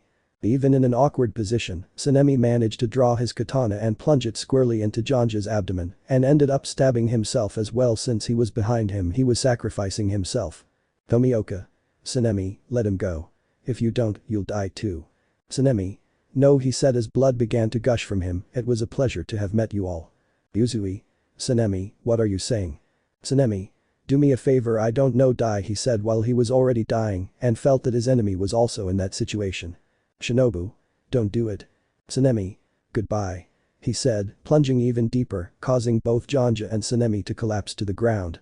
They all stared, frozen, at the body of their albino companion on the ground. He had made a great sacrifice. Ooh. Everyone wept for the second fallen, Tsunemi Shinazagawa had died. Tomioka. He was brave. Sacrificing himself to finish him off was strange, but it worked. Haha. What? The haha, they haven't managed to impress me. Itatsu. Janja, it's strange that you're having those kinds of difficulties. Janja was standing despite having a katana in his abdomen, but he easily pulled it out and destroyed it, then walked away as if nothing had happened. Shinobu. No, it's not fair, Tsunemi sacrificed himself for nothing. Tomioka. Tsunemi, he said as he knelt on the ground and began to cry silently. Yuzui. Despite everything, this guy is still alive, but Inosuke and Tsunemi aren't. Damn it, I'll never forgive you, I'll make you pay, you bastard. He said, despite having only one arm, that he stood up, grabbed his katana, and headed towards Janja, who was just watching until Yuzui arrived and desperately began attacking Janja, who easily retreated from Tenjin's movements. Janja dodged an attack that caused Yuzui to destroy a large rock instead, and while he was reacting, Janja kneed him, making him get up and then knocking him down again. Shinobu. Damn it, this won't last long for Yuzui unless I even things out. Tomioka. Wait, Shinobu, will wait for an opening when he's attacking, we'll take him down, and you, Kana, you'll deliver the final blow, understood? They both simply nodded and followed the plan of the water pillar. In just a few seconds, Janja knocked Yuzui down again, who was finding it increasingly difficult to get back on his feet. He wasn't far behind. Janja. I'm tired of chasing them, let's end this once and for all. The final attack.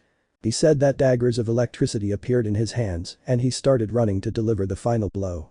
Tomioka. This is the opportunity, now. With that, Tomioka and Shinobu disappeared in an instant and Tomioka appeared next to Janja. Tomioka. Water breathing, second form, water wheel, he said, performing a 360-degree spin and holding his katana steady, forming a circle of water and forcing his enemy back. Shinobu. Insect breathing, bee sting dance, flapping. She said, unleashing a powerful attack that pierced him and injected him with doses of venom, sending him hurtling towards Kanao so she could finally finish him off. Tomioka. What are you waiting for? Shinobu.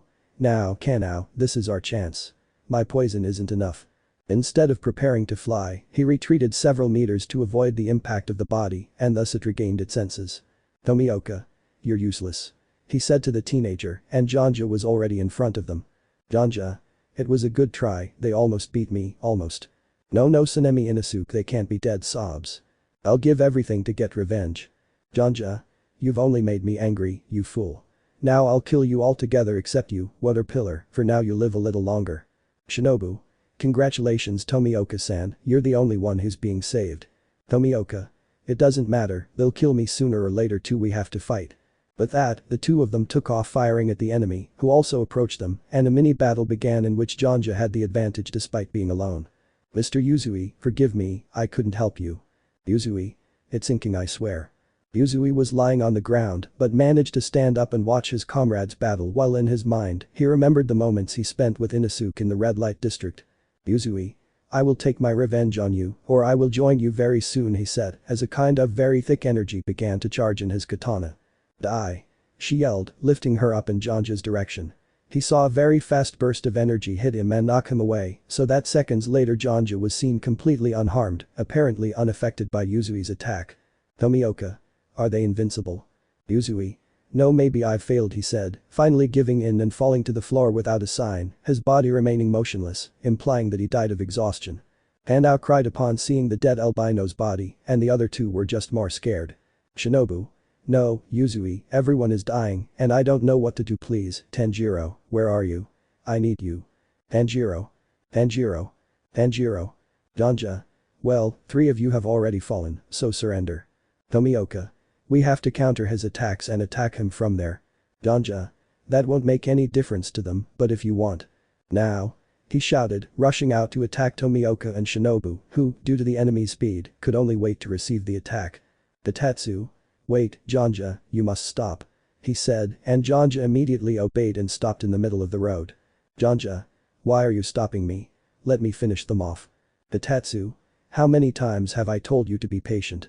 I just want to ask you something, do you really think Kamado can beat us? Shinobu. Of course, he's much stronger than us. Tomioka. That's true, if I were you I wouldn't underestimate him. Tatsu.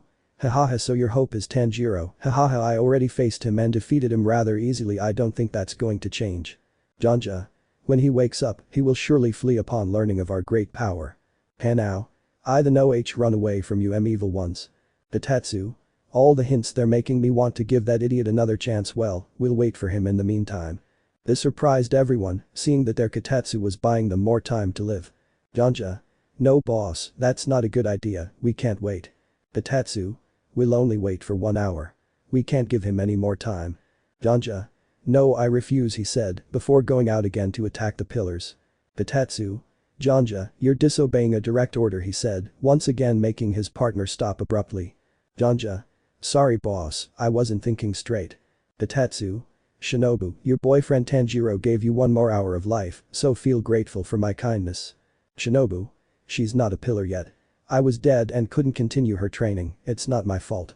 Shinobu was trying to defend her little sister, who was caught in the middle between her and Tomioka, who was telling her some hard truths about cowardice. Tomioka. Kanao, you disappoint me, he said, turning his back on her and focusing his gaze on the other 2 enemies in front. The subject froze in fear at the other's words, does that mean that Muzan's son is even stronger than him? Tomioka said to himself as he thought about what happened a few minutes ago. This is absurd, we should kill them now, Janja said, criticizing Katatsu's decision to let them live for now. Tatsu. You live eternal life, 1 more hour won't hurt you, then the real show will begin. End of chapter 12. Chapter 13, the sacrifice of the least expected. Ah. Congratulations, you have completed the training. Am I finished yet? Tanjiro has been training with Yoriichi on a new breathing technique in this mysterious place alone. For him it felt like months, but in the real world it felt like 2 hours. That's right, Kamado, but first we'll do a quick review of what you've learned. Tanjiro. Good. Energetic breathing, first stance, flight. This is the only stance of Tanjiro that does not need his katana, what he does here is as the word says, he flies in the air at will. Second stance, energy blasts. With this, you can make cuts in the air so that balls or bursts of energy come out and are shot out where the user wants. Third stance, massive wave. This is a vastly improved version derived from the second stance. It uses the same attack mechanism but is more continuous, with a greater diameter and increased damage. If the enemy is hit, they can suffer significant damage and burns. Fourth position, figures. Also a derivative of the second position, with this these bursts can take a figure as a body, like a cutting disc, or a sharp cut and more. Fifth stance, multiplier. With this stance, your basic attributes, which are speed, resistance, strength, reflexes, agility, and the 5 senses, are increased based on how much you decide to multiply. For example, if you multiply by double, everything increases by twice what it normally is. Sixth form, planetary energy. This is the most powerful and riskiest form. To perform it, the user must raise their arms above their head and the katana must be held horizontally across their hands so that it can concentrate energy massively, creating a powerful energy field that can be fatal to the enemy. It can also be projected into the sky. Its weaknesses are massive energy consumption and exhaustion, as well as time. Yoriichi. Furthermore, the training also increased all your attributes. You're much stronger now than when your enemy defeated you. You're also stronger than me and even Muzan himself. Tanjiro. Thank you so much for everything. Yoriichi. Your friends need your help them and before I forget prepare for battle. Tanjiro. Lo prometto, Deridera Katatsu, Confi en me. Yoriichi. I'm not talking about him, but about someone worse, stronger than him and his father, someone who has been tormenting the world from the shadows without anyone noticing, and is still doing so. That revelation sent shivers down Tanjiro's spine. He didn't think there could be anyone much stronger than the Demon King and his son. Tanjiro. Who is who? Yoriichi. Don't worry, everything will be revealed in due time now, you have a battle to win. Tanjiro. Come on. Tanjiro was afraid of who that mysterious being was, but he couldn't think about that now. He had to save his friends from the one who betrayed him. Yoriichi. Wake up. He shouted while clapping loudly and everything went white. Meanwhile. The pillars, Kanao, and the demons were still waiting for Kamado before time ran out. An hour had already passed, only one more hour remained. Janja. This is absurd, why do we have to wait for it? Hitatsu. Because you killed my father and made my life a living hell, we'll kill your girlfriend right in front of your eyes. Janja. Haha, you really are wicked. Hitatsu. Then we'll go after the other two, and his sister too, and then when his life is torture, we'll be merciful and free him from his misery. Janja. Hey, if you want you can take care of Tanjiro, but I want these three for myself. Hitatsu. Of course, just don't forget not to kill the water pillar, yet there's only 1 hour left to see if Kamado shows his face. Shinobu. Hey, what if we escape from here? Tomioka. They will pursue us until we are gone. There is no point in running away if the result is the same. Shinobu. Damn it, why is Tanjiro taking so long? Hanao. Hey, I have an idea. Shinobu. Go ahead, let go. Tomioka. Hanao. How about we use this time to train? Shinobu. Tomioka. Do you seriously think I'm going to train with two crazy women? That comment made a vein in Shinobu's face throb. Hanao. It's the best thing I could think of. Tomioka. You'd better get out of here, coward. That comment made Kanao lower her head in resignation and begin to cry silently, something they both noticed. Shinobu. You idiot. She's a child and you treat her like this. Now I'll say it seriously, everyone hates you, Tomioka. She said furiously. Tomioka. That's fine by me. Shinobu. Listen to me, Kanao. I know you may have felt fear or cowardice at that moment. You are a great demon slayer, and you will help us defeat those demons. She said as she hugged her and pressed her body close to her so she could feel her warmth and comfort her, and it worked as Kanao buried her head in her sister's chest to begin to calm down. Hitatsu. Okay Ternura. A exhausted scream from a bed. Oni-chan, you're awake. A female voice shouted while her eyes were still closed. Nezuko. He said as he opened them and saw his sister's figure hugging him. He was lying in bed when he woke up from his dream and returned to reality as he saw his sister, but this wasn't his house. What happened here? Nezuko. Are you alright? I brought you to Zenitsu's house while the others were fighting. Tanjiro. I see, tell him thank you for me, but I have to go. He said this as he realized where he was, but it wasn't the time for questions. 5 minutes passed and he was already dressed and ready for the fight. Nezuko. I know, please defeat them. Tanjiro. I will, I swear I will, see you. He said he was going to leave the house at full speed to save his friends. 2 hours have already passed. Hitatsu. And as I suspected, Kamado isn't here. Janja. Are you scared or what? The 2 hours Katatsu gave them to wait for Tanjiro to arrive have passed, but he is still absent. Hanao. Tanjiro is no coward. Shinobu. Damn it, why is it taking so long? Tomioka. Tanjiro, don't do this to us. Janja removed his armor and was left in his underwear to begin the final battle. Tomioka. There's only one way to defeat him, but I need us to be as coordinated and focused as possible. First, you, Kacho, will be the distraction. Make yourself his target and meanwhile, I'll sneak up behind him, knock him to the ground, and get on top of him. When that happens, Kanao, you'll kill him. Hanao. Yo. Tomioka. You have to believe in yourself.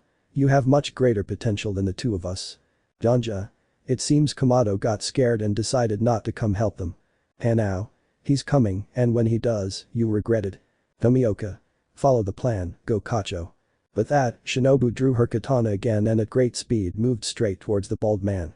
Janja. Finally, someone with courage. Janja was about to deliver a low blow, but before he could, she stood still several meters away, doing nothing. Amid the confusion, Tomioka stealthily approached him from behind, knocking him to the ground before he realized what was happening, and then positioned himself on top of him to prevent his escape. When that happened, Kanao drew his katana to finally finish off his enemy, but halfway there, Janja headbutted Tomioka from behind, causing him to loosen his grip. Janja then freed his arms and delivered a tremendous elbow strike to Tomioka's abdomen, followed by a blow to his face, knocking him out. When Kanao saw this, she stopped when she saw that Tomioka was defeated in 2 blows. Shinobu. No, Nuo. Bitatsu.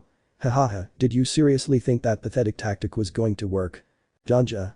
Poor guy, he tried but he's already fallen. With that, Janja grabbed him and threw him towards where the two of them were, and then he approached her, who was just staring, frozen with fear. Janja. You must be a great friend of Kamado's, right? That means your death will hurt him a lot. With that, he kneed her, sending her flying towards a large rock. When her back hit it, she fell to the ground face down. Janja. What's happening? It's not time for a nap yet. Kanao stood up with relative ease, but as soon as she looked ahead, Janja was already lunging towards her. Shinobu appeared unexpectedly beside her and, before he could react, delivered a swift slash to his abdomen and a kick that sent him flying several meters back. She then struck him again in the face, and as she was about to deliver a third blow, Janja reacted and attempted to land the first punch. But before he could feign a move, Shinobu quickly retreated several meters. Bitatsu. Wow, someone had some tricks up their sleeve, and what great speed. Janja. Insolent girl, don't run away. Shinobu. Ara, you like that? Then you love this. It's a technique only I know, 10th form, and slash. With that, she spun her katana upwards in the air in a 360 degrees rotation, and then out of nowhere, a flat circle appeared above Shinobu's hand. Janja. That should scare me. Shinobu launched the attack, and although it didn't seem like much, Kitetsu realized it was deadly. Bitatsu. Janja Muvi to Ahi. Janja turned to look at it, and when he looked back at the attack, seeing it so close, he barely moved his head, only letting it graze him. The attack shot back and crashed into a large rock. The rock ended up split in 2. Bitatsu. He's a fool. That attack was a decapitating disc. He could have died. Shinobu. He's a lucky idiot. Janja saw his cheek cut and drops of blood trickling out, and he became enraged by it. Janja. How dare you, no one cuts my face unless they want to spend the rest of their life in total agony. Janja leaped high into the air, and when he landed, it caused a great tremor that sent Shinobu flying, already defeated. As Janja rushed to deliver the final blow, he felt 3 cuts on his back. He screamed in pain, turned around, and saw that it was Tomioka who had attacked him. Bitatsu. What happened, buddy? Did you bite off more than you could chew? Tomioka. No, don't mess with us. Janja. First of all, how are you conscious? So calm down. Tomioka. You're the one who needs to calm down. Oh, what the heck? What is this feeling? How can it be so strong? He said while looking around frantically, sensing a powerful presence approaching at great speed in the air. Shinobu. I feel it too, haha, it's about time, she said, lying on the ground and somewhat agonized. Kanao. That presence. Tomioka. It's Tanjiro. Tanjiro has finally arrived here, he said as a victorious smile appeared on his face. Janja. So it's Kamado, where is he? He said while looking around furiously. Bitatsu. They have a bond between hunters, and I should warn them about these kinds of things. Something strange, is it Kamado or are they pulling my leg? We'll see, he said, closing his eyes and mentally performing a bloodletting technique to see if it was true. Is it true? I sense 2 pillar presences, 2 even more powerful ones, and 1 foolish one. Has someone died? I must get there. Janja. Boss, is it true what these scoundrels are saying, that Kamado is coming to fight us? Bitatsu was still turned to stone by what he felt. Bitatsu. I don't know if it's him, but someone will come, that's for sure, and whoever it is someone more powerful than my father ever was. Janja was terrified to hear that. Janja. What? That's impossible. Bitatsu. It can't be that Kamado got stronger out of nowhere, but these guys were able to become even more powerful than they are while fighting. That means he still has more strength than I can sense, he said to himself, thinking about Tanjiro's power. Janja. That's impossible, it must be a bad joke. Tomioka. Hahaha, what you're expressing is fear, right, Baldy? Bitatsu. Janja, finish them all off once and for all. If the 4 of them team up and fight together, they could be a threat. I want his girlfriend's corpse to be the first thing he sees. Janja. But what about this guy's blood? Bitatsu. Don't worry, I have an idea. If we can locate those strange demons I mentioned earlier, we could fulfill our dream and finally obtain eternal life. If their magic was able to revive that pillar, then it was all true. Shinobu. I listened to everything without saying anything. Janja. I see, Kamado probably isn't that strong, so I'll finish you off first, he said, pointing at Tomioka, who also heard everything. Kanao. Tomioka-san, run away from here, I'll keep them occupied while Tanjiro returns. Tomioka. Ha, don't think I'm going to leave this idiot alone with you. Hanao. Well, if they get his blood and Tanjiro's, they'll obtain eternal life. Janja turned to the girl and looked at her with an evil smile. Janja. You'll fight me, are you serious, girl? Shinobu. I must do something, she said as she surveyed the entire defeated situation. Janja. If that's what you want, you'll have it. She said. She ran and lunged towards her as Tomioka tried to stop him but couldn't, and the enemy was about to land a powerful blow, but this time Kanao wasn't afraid and she too jumped to draw her katana and deliver a powerful cut to his abdomen, sending him flying quickly towards a mountainous area and destroying it. Tomioka is surprised to see what Kanao was able to do with one attack. Janja quickly got out of there and with a jump stood a few meters from Kanao with a face of helplessness and fury. Janja. Insolent girl, now you'll see, he said as something powerful happened in his hand. Kanao just trembled with fear as her enemy directly threw that great burst of energy towards her, leaving her paralyzed.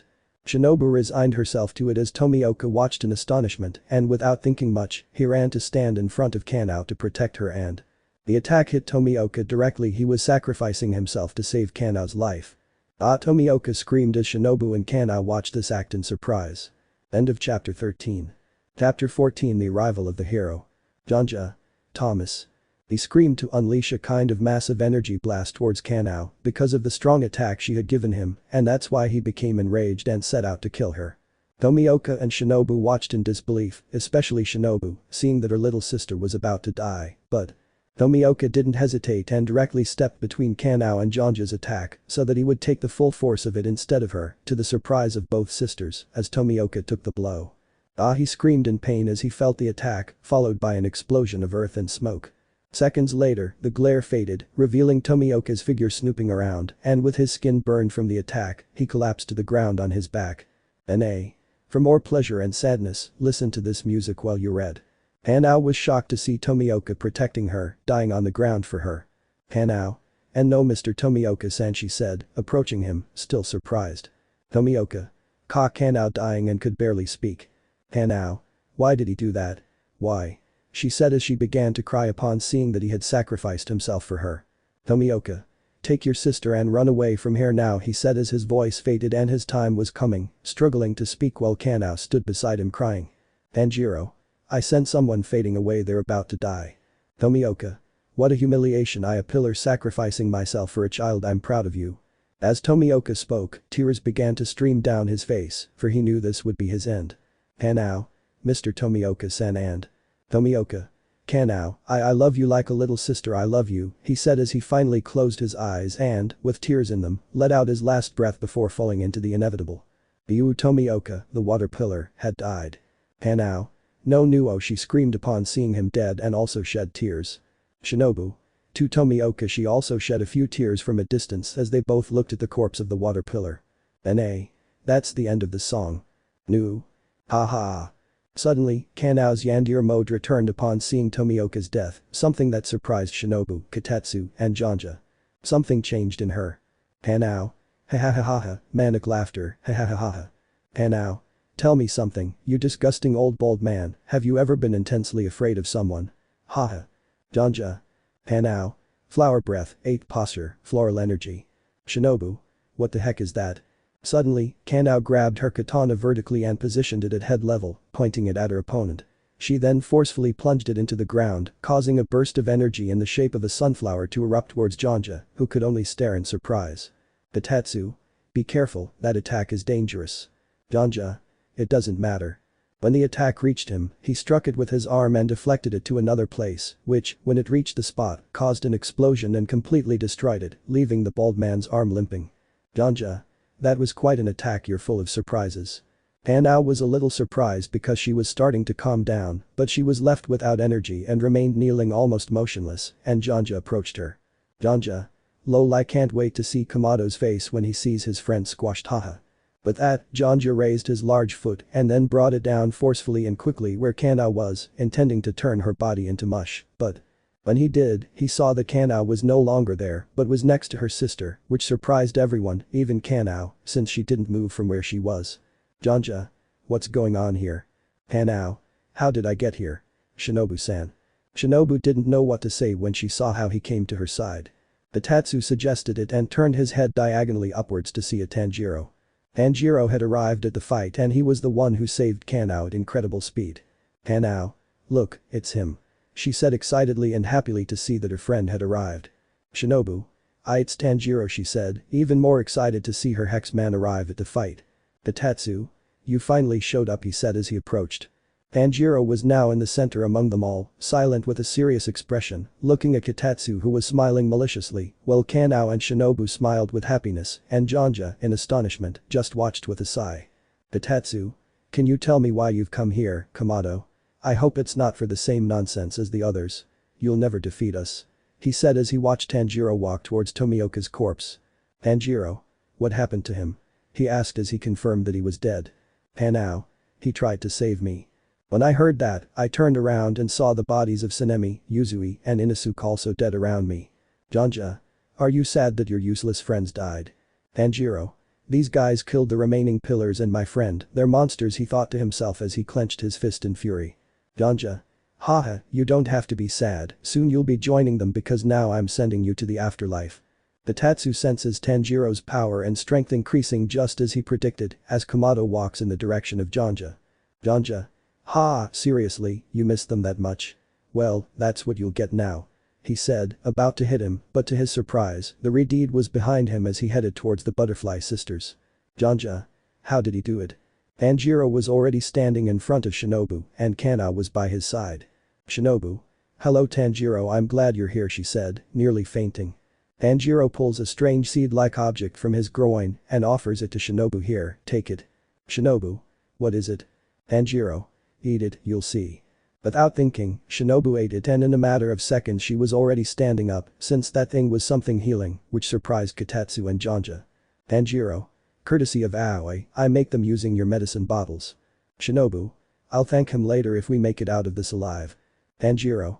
Kanao, you surprised me, I didn't know you had such great potential with that, she felt strange remembering Tomioka's death. Tanjiro. And you're referring to Shinobu. When this is over I'm going to have hex with you again, I need it, he said, while his hand groped her buttocks in front of the shocked pillar's gaze. Shinobu. You damn pervert, she said as Tanjiro groped her. Kanao. Don't worry, Tanjiro, if you can't, I'll have hex with her on your behalf. Tanjiro. Really? Kanao. Sure, I'll make her beg me to take my thing out of her. Tanjiro. Alright, so Shinobu, you won't get away unscathed from me or Kanao, I'm afraid. Shinobu. WTF. NA. To think how sad the chapter was at the beginning and now this. Aesthetic sound. Take 2. Shinobu. Well, now that there are 2 of them and 3 of us. Tanjiro. Don't worry, I don't want them involved in this. This is my fight now. Shinobu. What? She asked upon hearing Tanjiro's words. Kanao. She's right, you can't do it alone. Without listening, Tanjiro began to emit a very powerful aura as he approached the demons until he reached them. Jonja. Why are you looking at me with those hateful eyes? Do you want me to finish you off so quickly? Tanjiro. I won't forgive them for what they did. But that war cry, he made the ground begin to tremble as stones began to levitate in the air. Tanjiro was increasing his physical power. Tanjiro. Rod in hell, the ground stopped moving and the rocks fell to the ground. Jonja. Boss, tell me what Kamado's power is. Kitatsu. It's too much, it surpasses all the pillars and even my father. Jonja. What, the Demon King? That must be a glitch, the system must be malfunctioning. Tanjiro. Don't rush things, because I haven't used the multiplication technique yet. Kitatsu. Multiplication technique. Jonja. Shut up, you'll never defeat the great Jonja, I'll prove it to you. Ah. Jonja started running while saying that and advanced at great speed, but Tanjiro easily dodged the attack and in a matter of seconds was lying on the ground from a blow to the back of his neck by Tanjiro. Jonja. I never thought you'd attack me from behind, you miserable wretch, he said as he stood up. Tanjiro. You're not very skilled, you're a failure. Jonja. What? What did you say? Did I hear right? Did you say I'm a failure? Tanjiro. That's right, I realized it with the blow I just gave you. Jonja. Haha, so you figured it out, well now I'll prove you wrong. With that, Jonja lunged at the Redeed again and began attacking him, trying to land blows at maximum speed with punches and kicks, but Tanjiro was dodging all the attacks with relative ease. Kitatsu. That's strange, when he fought me a few hours ago his fighting ability was much less. Janja kept trying to hit the young Kamado, but at one point he suddenly disappeared, leaving Janja very confused, only to see him several meters behind him later. Bitetsu? This can't be, how is it possible that Kamado has increased his strength in such a short time? Tanjiro started running towards Janja, and before he could blink he was on the bald man's head, who instantly tried to throw an upward punch, but left his abdomen defenseless, and Tanjiro took advantage of that. Tanjiro? Third form, massive wave, he said as he drew his katana and made a cut in the air, so that a great energy came out directed towards Janja, which received it full force, and easily knocked him down. Tanjiro? Admit it, buddy, you deserved it. Janja got up from the ground, still in pain from Tanjiro's attack.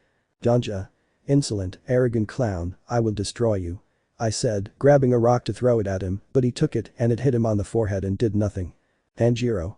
Wow, you're really strong, even if you don't know how to use it properly. Janja? I am from the demon elite and I will not be humiliated by a nobody like you. Bitetsu? You're clumsy. Calm down, organize your thoughts and you'll see you can beat him, that's all you have to do, don't despair, he said, trying to calm the bald man whose veins were showing. Janja began to calm down as Kotatsu had said and started to devise a plan. Janja? Thanks Kotatsu, I needed to calm down and that's what I did. Bitetsu? Damn, the way things are going, it'll soon be my turn to fight, he said to himself as he analyzed the situation and saw that Tanjiro easily overpowered Janja. Janja? Alright, now let's see what you're capable of. Are you ready, Kamado? Tanjiro? I was waiting for you to ask. Janja? Ah, you love to talk, don't you? But that's fine, you can be arrogant all you want. Bitetsu? He's not just talking nonsense, idiot. He obviously has the power and confidence to back it up. He said, also analyzing the words of both of them. Tanjiro and Janja stood facing each other, ready for battle, and then Janja, just like in chapter 12, began to increase his power again, making the earth tremble like an earthquake so violently that Shinobu and Kanao had to cling to each other to avoid being knocked down. Janja finally stopped and then, with his hand, he launched an energy blast into the ground, causing a gigantic explosion that Kamado would also be caught in, but Kamado escaped at top speed, though Janja noticed. Janja? Don't try to run away. He began to chase him like a roadrunner, and when he caught up, Tanjiro tried to give him simple cuts with his katana, but the bald man dodged them and counterattacked with his fists, but Tanjiro withstood them as well. Tanjiro? Wow, it wasn't a lie, you're fighting better than before. Janja metaphorically lost his mind upon hearing that. Janja? And you're still a miserable arrogant fool, but don't worry, you'll be defeated now. With my personal regards. Janja opened his mouth and a sudden burst of energy shot out at full speed towards Tanjiro. Tanjiro? Third form, massive wave. He shouts, then quickly slashes through the air, launching a barrage to counter the enemy's attack. When they collide, they create an explosion that nullifies the attack. Janja? Wow, that was my best technique, how did he block it? Tanjiro? If I hadn't used the massive shockwave and had been hit by that, I'd already be on the ground. It means I need to use more strength. Bitetsu? That's enough, come here Janja, you're not capable of defeating him, I'll take care of it. With that, the four of them looked at Kotatsu, arms crossed, who was claiming to be Tanjiro's opponent, now under the gaze of a fearful Janja. Kotatsu? Don't look at me like that and come back here.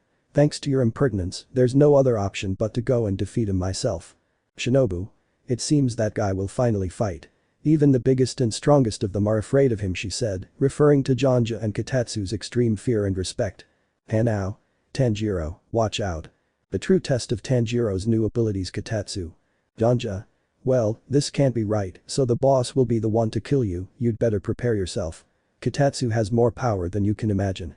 He's the greatest demon, which is why our race had the honor of being part of him on Kotatsu's orders, I'll let you face him. At that point, Janja was leaving. Janja? But don't think I'll just stand there watching. But that saying, Tanjiro went from looking at Kotatsu to Janja to see what he meant, and Janja looked at Shinobu and Kanao and ran towards them. Tanjiro? Oh no, he's going to kill them. He said, well he figured out the bald guy's intentions, who was ahead of him and had a big advantage over Kamado. It's impossible, I'm not going to make it. Janja opened his mouth, ready to launch the same attack as moments before, despite the desperate cries of Shinobu and Kanao, who were unable to defend themselves. Tanjiro? Fifth form, double multiplication technique, a shout so that out of nowhere his speed and strength increase and he can reach Kotatsu in surprise. Tanjiro caught up to him, swept aside, and with his katana severed Janja's two legs. Janja screamed in pain upon realizing he no longer had legs and immediately collapsed to the ground, unable to walk. Kanao? What happened? She asked, surprised, as was Shinobu, to see that Tanjiro had saved them. Tanjiro. Your friend has already been defeated, so take him while you still can. Kitetsu was also impressed. He couldn't believe his enemy's strange technique that practically defeated Janja in seconds. Shinobu. Tanjiro, what did you do? Tanjiro. It was a new breathing technique and stances I was taught while I was unconscious. It's called energetic breathing, and as the name suggests, I use energy for both attack and defense. Shinobu. Incredible, but if you had those tricks, why didn't you use them from the beginning? Tanjiro. That's not how it works, you see, the multiplication technique consumes a lot of energy and strength, and if I use it constantly it could cost me dearly, so it's best to use it in extreme situations. Hanao. But it looks great. Tanjiro. I know, the problem is, I can only increase it by double, since my body is still too weak to do more than double. Janja. Damn it. Kitetsu help me he said, extending his hand on the ground as he could not get up and was in agony, and Kitetsu finally grabbed his hand. Janja. Thank you, boss he said as he noticed Kitetsu's grip was stronger than usual, and then Kitetsu attacked him with his other hand. Kitetsu. Hellish energy. He shouted, and then a powerful burst of energy shot from his hand, completely disintegrating Janja before the terrified eyes of our friends. After a few seconds, it became clear that Janja's body was gone. Kitetsu had killed him and completely disintegrated him. Shinobu. That demon is a monster, he dared to kill his own partner. Tanjiro was terrified by the demon prince's astonishing power, and the prince stared intently at him. Tanjiro. Shinobu, Kanao, go back to the butterfly estate, this place is very dangerous. Shinobu. Okay, let's go Kanao, you heard it. Kano. Nissan, if we can. Shinobu. Yes, we must, because we would only be a hindrance, and he needs to concentrate on defeating that damn demon. Friend, but, Tanjiro. Tanjiro. Your sister is right, they should leave. Shinobu. Oh, by the way, can you fight somewhere else? I don't think the pillars will be too pleased to find their bodies destroyed when they return. That confession surprised them both. Hanao. What are you talking about? Tanjiro. Right, what are you talking about? Shinobu. Never mind, I'll tell you later. Just make that demon regret ever being born. Tanjiro. Yes. I must win, I promise I'll win this fight. He said, running towards Kitetsu and reaching him in seconds. Tanjiro. We'll change the location of this fight. Kitetsu. Whatever you want, there's no difference. Tanjiro. First form, flight. He said he was going to fly off in a westward direction and saw that Kitetsu could also fly and followed him wherever he went. Kitetsu, we never thought such a powerful enemy existed, this great battle will define the fate of Tanjiro and his friends. End of chapter 14. Chapter 15 Tanjiro vs Kitetsu. Tanjiro. We'll change the location of this fight. Kitetsu. Whatever you want, it makes no difference to me. Tanjiro. First form, flight. With that, they both flew west at Shinobu's request to continue this battle. Tanjiro flew away and Kitetsu followed him, as he would not let him escape under any circumstances, and the Ritiid noticed this. Tanjiro. Wow, he can fly easily too he said as he saw him following behind him, but he didn't care and continued walking away from that place towards another. Meanwhile, Kanao stared at the horizon where Tanjiro had fallen. It was obvious that she was worried about him and felt that this battle was dangerous. Shinobu noticed this detail and approached her, standing beside her and touching her shoulder while also looking. Hanao. Hanao. Hanao. When she heard that half scream, the woman turned around and saw her sister calling her. Shinobu. Let's go back to the estate, Aoi must be waiting for us. Hanao nodded, but she kept looking in the direction Tanjiro had gone because she was worried about him, and Shinobu noticed. Shinobu. Don't worry, Tanjiro will take care of protecting our destiny she said, trying to cheer her up, but it didn't work. Shinobu. Everything will be alright, I assure you he will be able to defeat him she said as she approached and stood face to face with him. Shinobu. I promise. Now we must return and check our wounds and eat some home-cooked food. Hanao. Yes.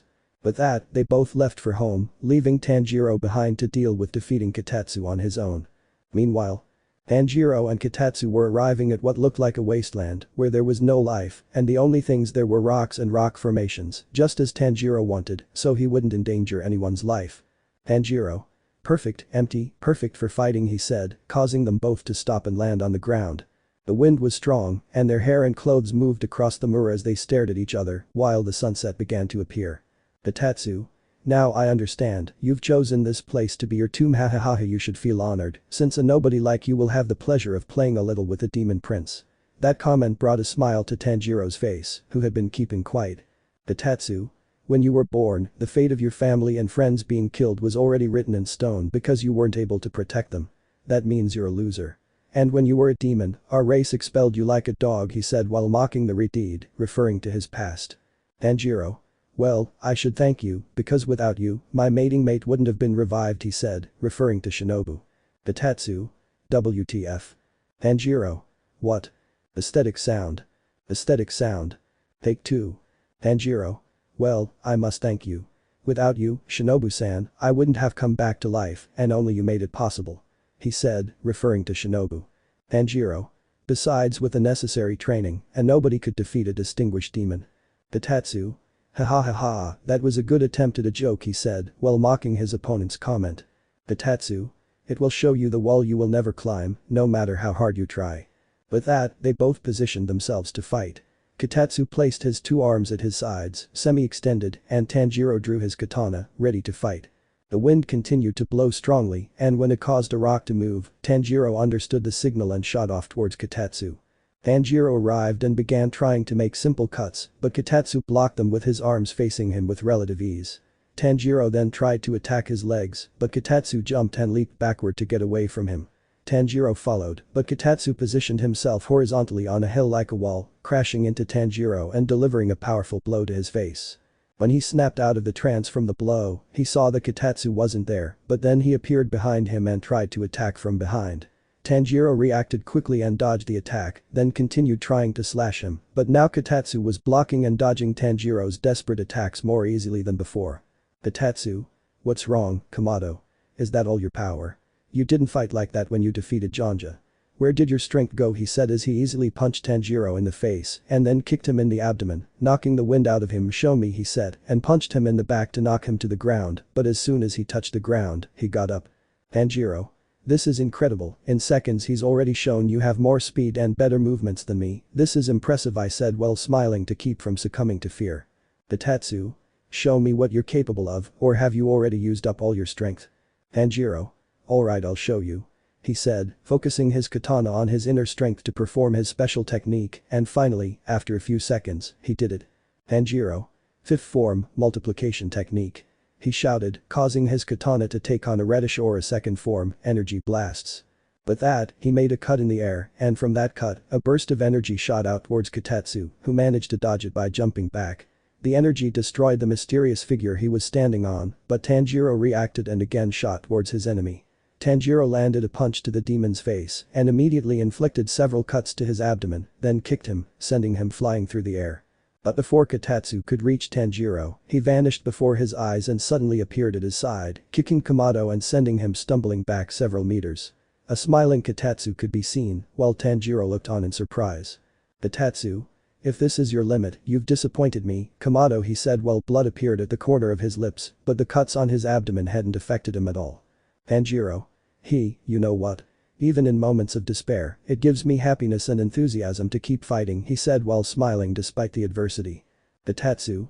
He's smiling, will he give up and beg me for forgiveness? He thought to himself upon seeing Tanjiro's smile. What's wrong with you? Was that all? It seems that was your limit, so let me give you a gift before you die. I will show you the true power of the Super Demon Prince. Tanjiro. Well, prove it to me then. Kotetsu. Hahaha, that smile will disappear in a few moments. With that, Kotetsu clenched his fists and began to strain to increase his power, and in an instant the sky turned dark and the clouds grey and black, while the ground trembled from the increase in power, as rocks and fragments of earth levitated in the air, followed by lightning strikes, and a hurricane of earth appeared. Tanjiro. It's incredible, it feels like the whole planet is shaking. Kotetsu. He screamed to unleash all his power and unleash a blinding light for several seconds. When Tanjiro opened his eyes, he saw that everything was back to normal. The air had stopped shaking and was clear again, but he also noticed that the wind and clouds had disappeared. When he turned around, he saw Kotetsu staring at him like a stalker. Kotetsu. Die, Kamado, he said as he lunged towards him and headbutted him, making him back away. He took advantage of this to hit him in the abdomen with an elbow and also tried to knock him to the ground, but Tanjiro reacted quickly and dodged it and moved several meters away from Kotetsu. Kotetsu. I'm behind you, he said, attempting a kick in the back, but Kotetsu dodged it again. After recovering, he saw Kotetsu in the distance with a fireball in his hands and threw it directly at him. Tanjiro. Fifth form, double multiplication technique, he said, combining it with the first and flying upwards, but Kitatsu was faster and launched another fireball at him. This time Tanjiro couldn't dodge it as it was point blank, grazing and destroying the inner part of his side clothing. Kitatsu. Well done, that's how it's done, dodge it. Tanjiro.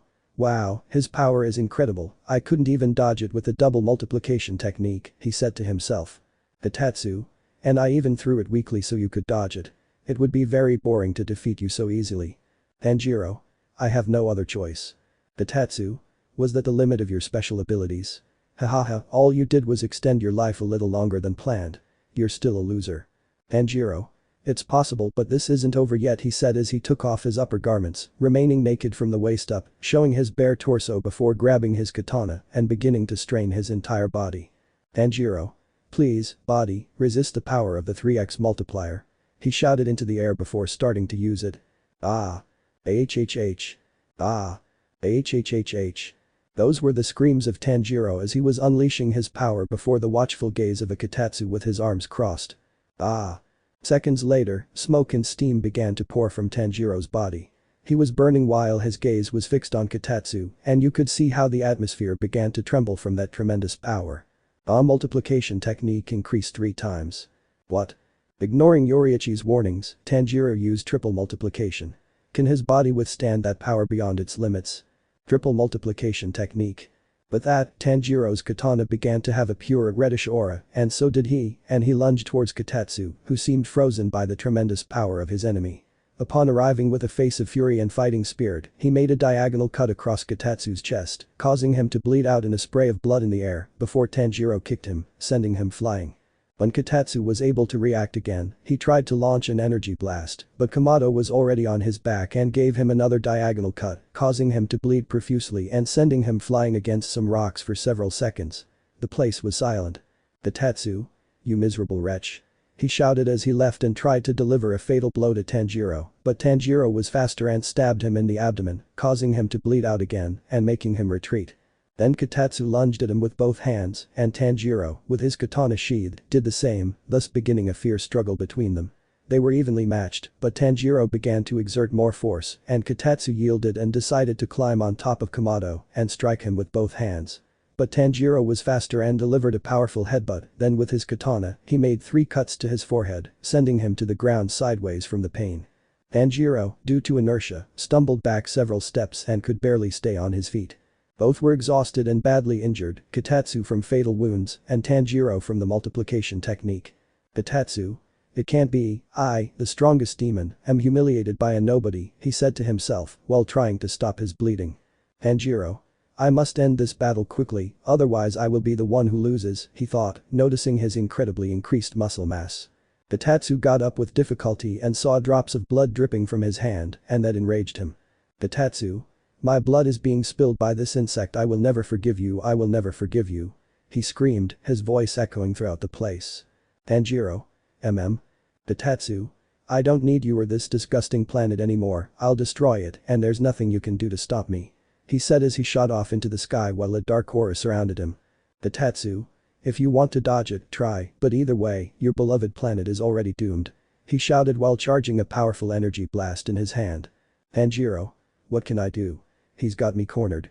I'll risk everything, he said, looking overwhelmed by the situation. Third form, massive wave combined with the multiplication technique. With that, he pointed his katana upwards, trying to charge a powerful attack towards Kitatsu, who was also charging his own, while the place flickered with white flashes and stones floated. They will turn to dust. Both subjects launched their attack, causing a territorial explosion. The 2 attacks were evenly matched, as their power was similar, and both were becoming exhausted from their energy and strength. Quadruple multiplication technique. Tanjiro shouted to enhance the massive wave, and he succeeded as it contained more energy mass, thus pulverizing Kitatsu's attack and repelling it back towards him, who could do nothing. In seconds, the attack reached him, sending him flying very, very far away.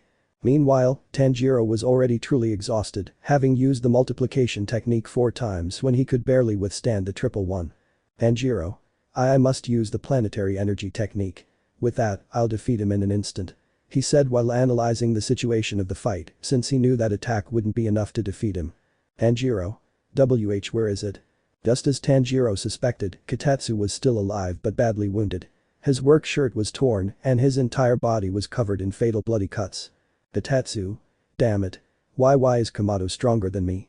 That's impossible, he vented about the situation in the fight, but after a few seconds of calm and thought, he finally smiled. Kitetsu. Fine, you asked for it. I didn't want to do it, but it leaves me no other choice. I'll transform into the monster and then crush him.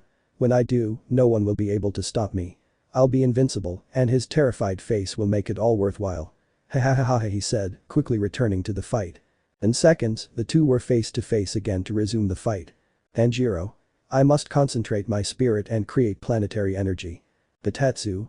Kamado, don't think that with the power you've shown you can defeat me, and I'll prove it to you by transforming. Tanjiro. Transform? He asked, confused upon hearing that Kitetsu could transform. Kitetsu.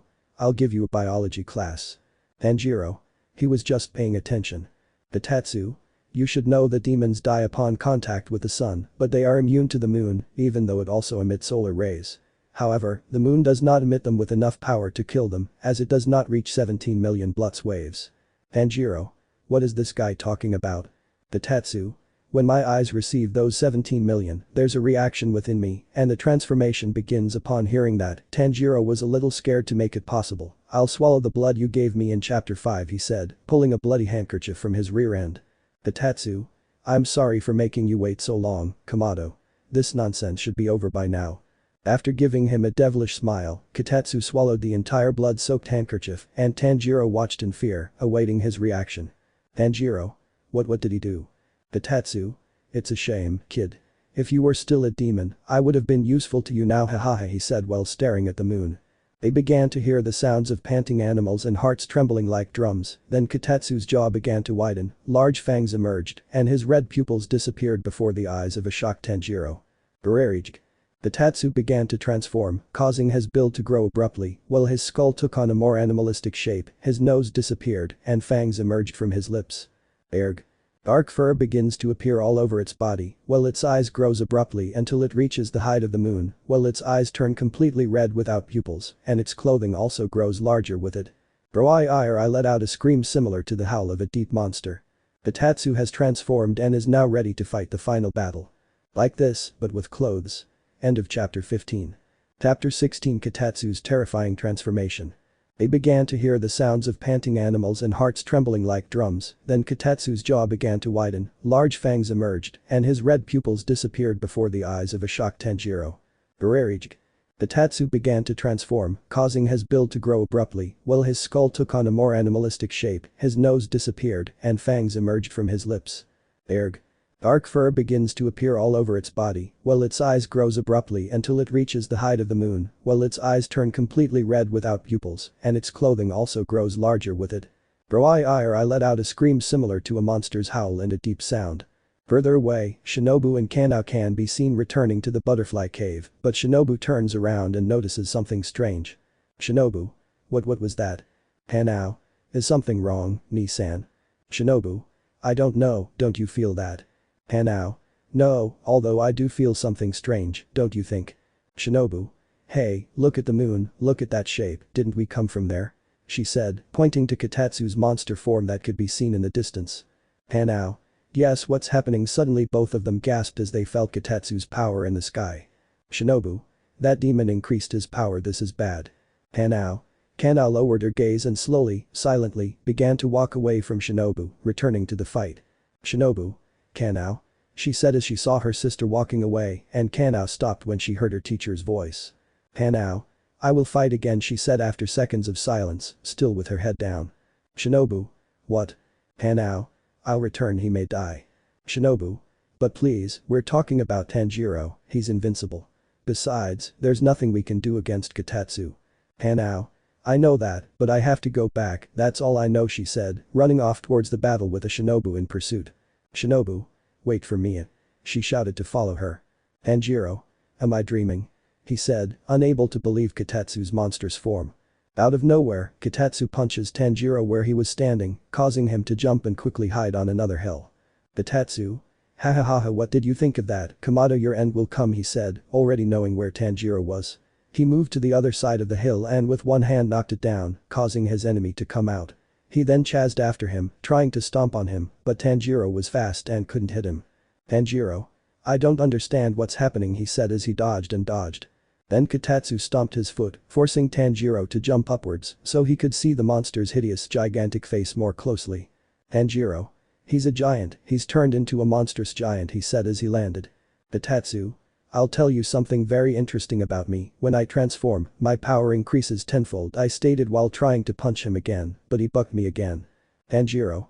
Alright, Kotatsu, neither I nor anyone else can defeat me while you're transformed, but perhaps planetary energy can, he said as he positioned himself away from the monster and raised and laid his katana horizontally too. He couldn't finish because Kotatsu struck him again, and this time he landed the blow, sending Tanjiro to the ground and revealing Kotatsu leaping forward again towards Tanjiro. Multiplication technique, he said to dodge Kotatsu's crushing hand attack, but he hadn't counted on Kotatsu's tail also being part of it and it struck him, sending him crashing to the ground. Kotatsu. Hahaha, what's wrong with you, you can't even escape me, ah, take this I say, then jump again and kick Tanjiro, sending him to the ground. This time Tanjiro could barely get up. Tanjiro. Damn it, he said as he analyzed that the situation was very complex. Kotatsu. What's wrong, Kamado? Can't you do anything? Hahaha, he said while he was in the air. Tanjiro. No, I can't dodge the attacks of someone bigger than me. I don't have enough time to concentrate and generate planetary energy, and even if I multiply the multiplication technique multiple times, I won't be able to defeat him. Kotatsu. Ah. So you don't plan to attack me, then get ready because I will. He shouted, already approaching Kamado at great speed. Tanjiro. I just need 20 seconds, that'll be enough for me to concentrate. Kotatsu was getting closer and closer to Tanjiro, who didn't have much time because of the monster's speed, which was getting closer and closer until. Tanjiro. That's right, I'll use Yuzui-san's secret technique, he said as he also jumped towards Kotatsu until he was standing in front of him and pointed his katana at the sun so that it would absorb its rays and thus cause an explosion of internal light, blinding Kotatsu for a few seconds, and Tanjiro used that time to escape. When Tanjiro was 100 meters away, he immediately began to generate planetary energy and again laid his katana in his arms above his head. Tanjiro. 6 form, planetary energy Earth, sea, and every living being on this planet, let me steal your energy so I can form planetary energy please. Kotatsu. Damn, it was a punishment, he said as he struggled to see. With that, it was possible to see how, in the distance, the flowers, trees, rivers, insects, and animals gave off a strange glow in a specific direction. Tanjiro. I've regained my sight, but at this distance, I'll have the advantage before her attack, I've already finished it. Kotatsu. Running away won't do you any good, because I can sense your presence, he said as his vision gradually cleared. There you are, he said, smiling as he located him. Tanjiro. Done, woof, he said as he transferred the energy from his hand to his katana with a slash, forming a round ball of energy. But unexpectedly for Tanjiro, Kotatsu opened his mouth and a giant burst of energy shot out, impacting Tanjiro and disintegrating the planetary energy. After a few seconds, Tanjiro can be seen lying on the ground, much more battered than before. Kotatsu. Wow, looks like your plan didn't work, huh? Hahaha, he said as he landed in front of him. Tanjiro stood up as best he could. Tanjiro. Wow, that was really surprising, and I just wasted a great move. After saying that, Kotatsu advanced towards him, and Tanjiro dodged his footsteps and jumped, but Kotatsu was faster and with his hand knocked him down, returning him to the ground, and immediately jumped on top of him, right onto his legs. Aig. It was Tanjiro's scream as he felt his legs crushed by Kotatsu's giant foot. Kotatsu. Oh, sorry, it seems I accidentally stepped on you, but be grateful it was your legs and not your skull. Tanjiro was already completely defeated and all that remained was to deliver the final blow. Kotatsu. Your end has come, Kamado, and even if you somehow resurrect, you will no longer be able to return to this planet because I will destroy it. Tanjiro. Damn it, I've lost this fight. The truth is, I'm very happy to have met someone with such extraordinary power, but I'll feel very humiliated if I die before defeating him. Ahahahahaha. Kotatsu. Die. He yelled as he brought his closed fist close to Tanjiro to deliver the final blow, but Tanjiro reacted and with his hand, as best he could, grabbed his katana and threw it at Kotatsu's eye, who had no reaction and ended up with Tanjiro's katana stuck in his left eye. Tanjiro. That was my last gift to you, now I don't have the strength to move even a finger, you can do with me whatever you want. Kotatsu. I finally managed to get it out of his eye, although blood spurted directly out and that angered him greatly. Kotatsu. Komatsu, you miserable wretch, how dare you hurt me? he said as he grabbed him with one hand and brought him up to his face and held him tightly by both hands. I'll crush you like an insect. With that, he squeezed his hands tightly to crush Komodo, who was screaming in pain. Tanjiro screamed in extreme pain from the massive powerful attack of the monster demon prince. Tanjiro's life is about to end because of the most powerful warrior seen in history, Kitatsu. As the minutes passed, Tanjiro continued to scream in pain because Kitatsu was trying to crush him with his hands. Kitatsu? That's it, suffer before you die. Tanjiro's bones began to break. While Kitatsu continued to torture Tanjiro, two girls arrived at the fight. Shinobu and Kanao, who came to try and help Tanjiro. Kanao. Hey Ni-san, look at that, he said, pointing to Kitatsu's monster. When Shinobu saw what her sister meant, she was first completely frightened and then a chill gripped her body. Shinobu. Kanao escondida hora di ho adorada al ver la figura de Kitatsu. Kanao. What is that monster? She asked, also somewhat terrified. Shinobu.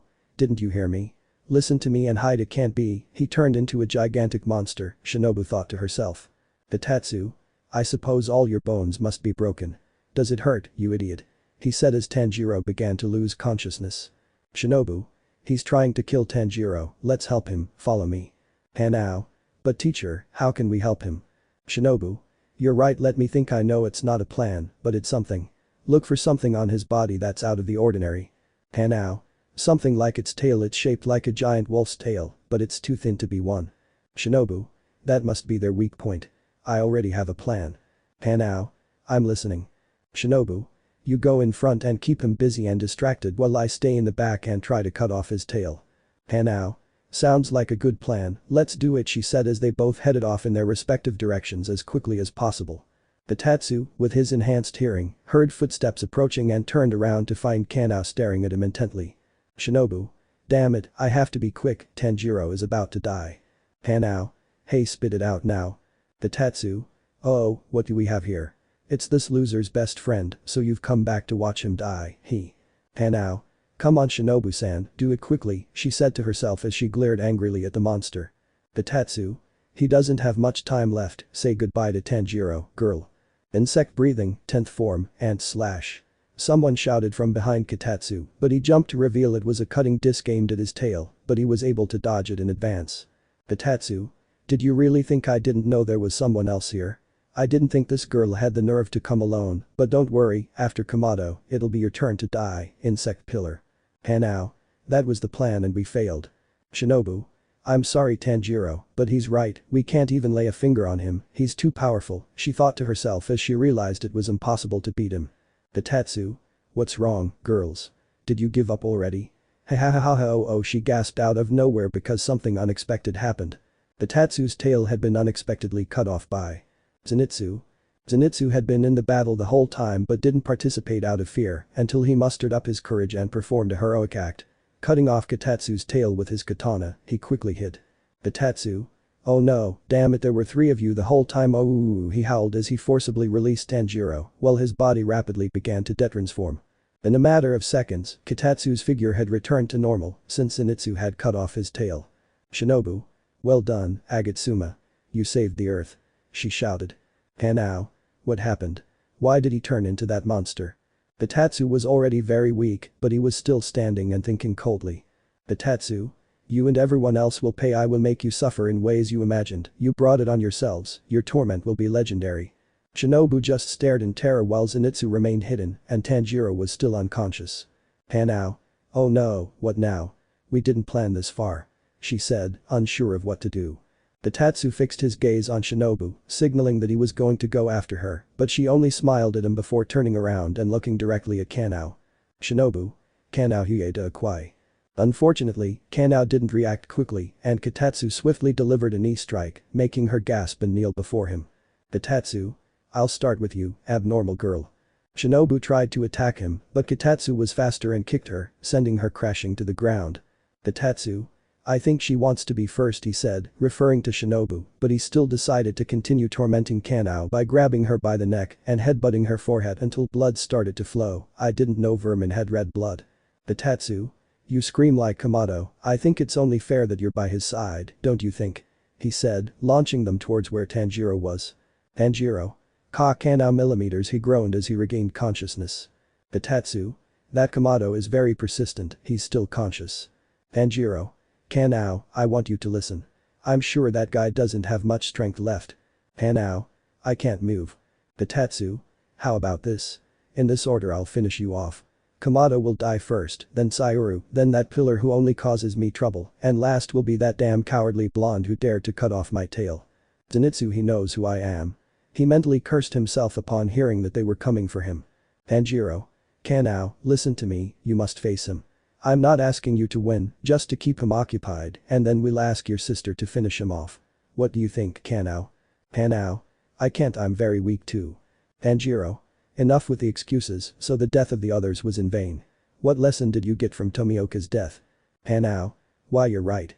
Tanjiro and Kanao tried to shake hands, but Kitetsu lunged at Tanjiro, delivering a blow to his abdomen and immediately kicking him in the hips. Kanao. That's enough. Stop it. She yelled upon seeing Tanjiro being mistreated by Kitetsu and stood up. Do you want to fight? With that, he attacked Kitetsu with his katana, cutting him to move him away from Tanjiro, and then made another cut, causing him to bleed profusely. Tanjiro. Shinobu, come here, now. Shinobu approached Tanjiro as best she could until she was by his side. Shinobu. Tanjiro, you're an idiot. Why didn't you tell Kanao to run away? Tanjiro. Right now I'll give you the energy of my planetary energy technique, please hold my hand. With that he raised a hand in which he had formed the ball of energy, and thus with the energy he had left. Shinobu grabbed his hand despite Tanjiro suffering from broken bones, and seconds later, as best she could, transmitted the energy to him. Tanjiro. Concentrate, Shinobu. Shinobu grabbed her own hand and calmed herself, then suddenly a ball of energy grew in her hand, surprising her, while Kanao and Kitetsu were having a fierce battle. Kanao slashed her face, damaging her eye, and Shinobu retaliated by kicking Kanao in the groin while she was still trying to control the planetary energy. Tanjiro. Please, Shinobu, use it well. I didn't give it to Kanao because she's still unable to control that power. It has to be you. Please don't fail. Shinobu. As you wish. Tanjiro gave what remained of his planetary energy to Shinobu. Will it be possible for her to defeat Kitetsu with that? End of chapter 16. Chapter 17, The Last Hope. Shinobu could not properly control the planetary energy that lay within her hand. Tanjiro. Shinobu, concentrate. Seconds later, Shinobu unexpectedly produced an energy ball in her hand with a diameter of 70 centimeters, while Kanao continued fighting Kitetsu. Kanao. This is impossible, he should be exhausted after fighting Tanjiro, she said, while despite Kitetsu being injured, he remained standing normally as she took a deep breath from exhaustion. Shinobu climbed to the top of a hill and began to observe the situation, watching the fight between Kanao and Kitetsu and seeing how close the situation was, while the planetary energy remained in her hand. Shinobu. They're so fast, how am I supposed to hit this thing if it's standing still? She wondered as she watched Kitetsu's speed and realized she only had one attempt to hit him. Meanwhile, Kitetsu began a strategic pursuit of Kanao, who was also intending to counterattack. She continued running quickly until she reached a giant rock, stopped, and turned to face Kitetsu. Kitetsu. Take this, I say, and a tentacle emerges from my hand, but she dodges it and tears it to pieces. However, she didn't notice another tentacle heading towards her, which she manages to dodge with great difficulty, but it ends up grazing her and making her leg bleed. Kitetsu. You are very beautiful and hexy, and it's a shame, but I must kill you and free you from your suffering, he said as he concealed his tentacles and remained still. Kanao. You'll see, floral breathing, 8 form, floral energy, she said, performing the same attack she had used on Janja, slamming her katana into the ground and generating a burst of energy that quickly hurtled towards Kata. Kitetsu. Oh. So that's your last attack, he said, dodging it. Kanao. 8 stance, floral energy, Joda do the same, and with her katana strike the ground to generate another burst of energy again towards Kitetsu. Kitetsu easily dodged Kanao's attack to the right. Kanao. 8 form, floral energy, she said, attacking again with the same attack, but it didn't work, although the plan was proceeding as planned. After dodging the attack, Kitetsu lunged towards Kanao to hit her and knock her down, but she dodged that and counterattacked, slashing the demon's back. Kitetsu bled profusely upon feeling the attack and launched a kick at Kanao to get her off him, and he succeeded. Shinobu. Come on, Kanao, make him stay still, she told herself, seeing that it was very difficult to hit him at his speed. You're doing it wrong, child. Planetary energy doesn't work if the enemy moves or not. It works if you sense their evil. Shinobu. Who said that? She wondered, seeing that there was no one there, but someone had spoken. Don't worry about who I am, but about the fact that the whole world depends on you. Shinobu. Everyone depends on me. she said to herself and was a little terrified when she heard that. Meanwhile, Kotatsu had thrown Kanao into some rocks. Kotatsu? Hahaha, no matter how many vermin try to stop me, they'll never be able to defeat a warrior as powerful as me, he said as he walked with pride and arrogance. I think it's too late to start reflecting on that. Shinobu? I just have to sense his evil energy. Tanjiro? Hit her, Shinobu, he said in Shinobu's mind. You only have one chance. Kotatsu? It's time to end the game. Kotatsu instantly unleashed continuous bursts of energy towards Kanao, who barely managed to dodge them, as they were one after the other, and when they hit the ground, they generated an explosion due to their power. Shinobu? His evil energy, she said as she followed the advice of the unknown voice. Kotatsu kept throwing energy blasts continuously, but this time he managed to hit Kanao, and the blast radius caused her to hit her back on a rock and fall to the ground. Kotatsu? You better be watching this will be the end of this useless woman, he shouted as he jumped hand in motion, extended his leg to deliver the final kick. Shinobu? I already felt it. Shinobu finally sensed Kotatsu's evil energy and is ready to unleash planetary energy. Zenitsu? What are you waiting for, throw that at him now. He shouted as he came out of his hiding place, and that shout made Kotatsu turn around and see the energy ball. Shinobu? You're an idiot, Agatsuma. She yelled angrily and finally threw the energy at Kotatsu, who just stared with a little fear. Kotatsu? But what is that? Shinobu? Die, you imbecile. To everyone's surprise, just as the attack was about to hit him, Kotatsu jumped and dodged it, surprising everyone. Shinobu? I failed, I'm an idiot. She said, seeing that she had failed and the attack was heading towards Kanao, who was very weakened. She saw the planetary energy approaching her, much to the terror of Shinobu and Zenitsu, but Tanjiro used his ace in the hole. Tanjiro? Kanao, redirect the planetary energy. That statement made Kanao serious. Hold your hands firmly and direct it towards Kotatsu. Relax, if there are no evil intentions in you, do not fear with that. Kanao obeyed and placed her hands forward to do as Tanjiro said. The attack reached Kanao, and upon receiving it, just as Tanjiro said, the energy rebounded like a trampoline, and Kanao was pushed by the inertia of the attack. The planetary energy redirected its course toward Kotatsu, who, unlike a few seconds ago, this time, the attack reached him, and quickly those 70 centimeters became several meters in diameter, while Kotatsu was in the middle, while something similar between an electric shock and an internal explosion. Kotatsu was being tortured by the attack that finally took him to the heights. Everything was silent and calm, as it seemed Kotatsu had died, and there were no signs of him, and after a few long seconds that would confirm that. Shinobu? Yeah, we did it. She said happily as she walked towards Tanjiro, who was just smiling with his eyes closed, and a smiling Kanao was also approaching. Kanao? Did we do it? Tanjiro? And it's all thanks to you girls, you did a great job. Zenitsu? Hey, don't forget about me. He said as he emerged from his hiding place again. Kanao? But you didn't do anything. Zenitsu? Oh right, that's true. Shinobu? Hey Tanji-chan, where did you learn that technique? Tanjiro? I also learned it when I was unconscious. It's called planetary energy, and I could only give you a tenth of its power, so imagine what it's capable of. Shinobu? I can imagine. While everyone seemed to be regaining their calm now that the enemy had fallen, something began to fall from the air, catching everyone's attention. Everyone was surprised to see Kotatsu's unharmed corpse a few meters away from them. Kanao? She's back. Shinobu? Don't worry, he's already dead. Zenitsu? Phew, I was already hiding. Shinobu approached Kotatsu's corpse. You were evil, the only thing I can do for you is bury you. Kotatsu appeared to be dead, but what if I bury you first? He said, opening one eye and saying that, causing everyone to be surprised and terrified to see that he was still alive, despite receiving the full force of the planetary energy. Kotatsu got up as best she could and gave Shinobu a proud, smiling look. That thing almost killed me, you were really close, she said, barely able to stand, before slapping Shinobu and knocking her to the ground. Kotatsu? After I finish you off, I'll wait for my body to recover, then I'll return and destroy this planet completely, he said, laughing like a psychopath. Kanao? He is still alive. Kotatsu? This can't be happening, insects like you made the prince have to use all his power to eliminate you. I've lost all my pride, he said while it was noticeable that he could barely walk. Tanjiro? No, if I can avoid it, he said, trying to move, but it was impossible because of his serious injuries.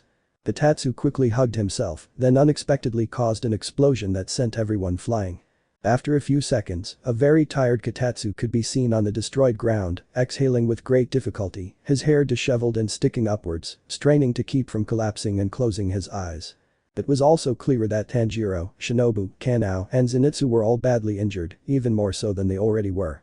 Bitatsu. They're all alive, badly wounded, but alive. I must finish them off now, he said, walking as best he could to where Kanao was. You'll be first, girl. Kanao was lying face down, and Kitatsu transformed his hand into a kind of sword to kill her, but to his surprise. Aig. Zenitsu attacked Kitatsu from behind, taking advantage of his distraction, and as best he could, cut his back, causing him to bleed more and making a gash there before he fell. Zenitsu had won. Zenitsu. I did it. Hooray. Hooray. See, idiot, nobody messes with me and lives to tell the tale. He said while celebrating what he thought he had won. However, right before his eyes, his rival very slowly stood up, much to the astonishment of the perverted blonde, until Kitatsu rose with a furious look. He was badly injured and had difficulty standing upright. Out of fear, Zenitsu began to attack him, but his attacks didn't even reach him because Kitatsu was retreating from fear. It wasn't even necessary to dodge them until Zenitsu accidentally tripped and dropped his katana. Zenitsu had no choice but to use his words to avoid dying. Zenitsu. Hey, stop, this was just a game, I didn't mean to hurt you, he said, trying to convince the demon, whose expression clearly showed he didn't believe his words at all. Zenitsu. If you want, I could be your friend and help you with whatever you want. He didn't finish speaking because Kitatsu had elbowed him and knocked him to the ground, then with even more fury kicked him. Kitatsu crouched down and with determination began to beat Zenitsu all over his body, who could only scream in pain. There was no hope left. Please. Please. Please. Don't let Muzan's will win. Please. At that moment, something was happening. A voice made itself known in Kanao and Shinobu's minds. It belonged to her deceased older sister Kani. Please. Bitatsu. What the hell? He said upon seeing Kanao several meters behind him with her head down while holding her katana in her hand, dragging it along the ground. Bitatsu. You're again. Kanao. I can't allow you to continue living, she said, raising her yandere gaze from chapter 14 and staring intently at Kitatsu. Bitatsu. I'm sorry, but I won't let you do it, see Dripple. He said, unleashing his special attack, the same one he used on Tanjiro at the beginning of chapter 11. Kanao. Ninth form, maximum floral energy, she said, launching her attack by slamming her katana vertically into the ground, unleashing a massive burst of energy towards Kitatsu, who was unable to defend himself despite performing his special attack. He took the attack. It was very powerful. However, he was still standing, although in worse condition, but it wasn't enough. Nevertheless, Kanao decided to keep trying. Kanao. Ninth form, massive floral energy, shout to launch the same attack again. Bitatsu smiled, realizing that attack wouldn't be enough, but unfortunately for him, Shinobu stealthily approached from behind and plunged her poison-laced katana into him and combined with Kanao's attack. The attack was fatal. The energy struck him, and this time he finally fell to the ground, while Kanao fainted from exhaustion, and Shinobu also fainted, though conscious, while Kitatsu finally fell to the ground without any signs of life. Tanjiro watched everything in silence but triumphant, knowing they had won, and Zenitsu was in a state similar to Shinobu's. Now, victory had finally come to the land, and silence once again filled the place, but Bitatsu was still alive, but this time, he didn't stand up because this time he was definitely defeated, and what he did was use his hand to perform a magic trick and make a portal appear out of nowhere. As best he could, he began to crawl towards the portal. It was his escape route, while Tanjiro watched him leave, powerless to do anything, and Shinobu and Zenitsu did the same. Shinobu. That's a portal, he's trying to escape. She said as she saw that what she said was true, I can't let him escape. Tanjiro. I can't believe it's me who has to retreat from the battlefield. I, the most powerful demon, have suffered great humanity here, he said as he crawled closer and closer. Shinobu had managed to stand up to prevent him from doing so, as she was still angry about the death of her comrades a few hours ago, and luckily she saw Tanjiro's katana next to her and grabbed it to deliver the final blow. Shinobu. We've suffered enough, I have to kill him, she said as she limped towards her opponent just as he was about to cross the portal, but… Wait. Bitatsu turned around as best he could to see Shinobu behind him with the katana at her neck. Shinobu. I will avenge the deaths of all my friends, prepare yourself. Bitatsu. No, I can't move freely, he said, realizing it would be the end for him. These boys have done well, they have triumphed over evil in this battle, someone had said to himself upon seeing that Tanjiro and company had defeated their enemy. Is something wrong, love? Said another presence, standing beside her. No, just as I predicted, they won. You don't look very happy, Yoriichi. Yoriichi. I know, Yuta, it's just that Kitatsu isn't the real threat. Yuta. What do you mean? Yoriichi. There is someone worse and much more powerful than Muzan and his son, even me. That someone is the true evil and you don't know him yet. Yuta. I know who you're talking about, I just hope it doesn't happen. Yoriichi. I know, just don't cross paths with the Emperor of Evil. Yuta. Me too, she said, giving him a kiss on the cheek. The Emperor of Evil. Die. Shinobu, wait. That voice belonged to Tanjiro, who managed to let out a shout to stop Shinobu's attack. Shinobu. That voice, Tanjiro, was that you? What's happening now? Tanjiro. If it was me, Shinobu, it's over, let him go, he blurted out as he spoke as best he could while begging Shinobu to spare Kotetsu's life. Obviously, Shinobu didn't take it well. Shinobu. What? After all this, you expect me to let him go so he can go home and mock us? If we don't finish him off, he'll come back and finish off the rest of us. Tanjiro. I know I probably will. Shinobu. Listen, I know demons like Nezuko and Tomeo were good, but this guy is pure evil. Rats like him don't change, and if you think he could be good, you're wrong. Tanjiro.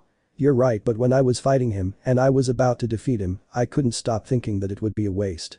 That last statement shocked Shinobu. Tanjiro. Despite my training since becoming a demon slayer, and even though Yoriichi himself trained me, it was all for nothing. He was stronger, faster, more powerful. It was something I couldn't match. But despite this, I felt very excited. Tanjiro paused, while Kotetsu also listened to the words of his sworn enemy. Tanjiro. Please, Shinobu, if someone has to defeat him, it has to be me, please. I need to fight him and surpass myself again.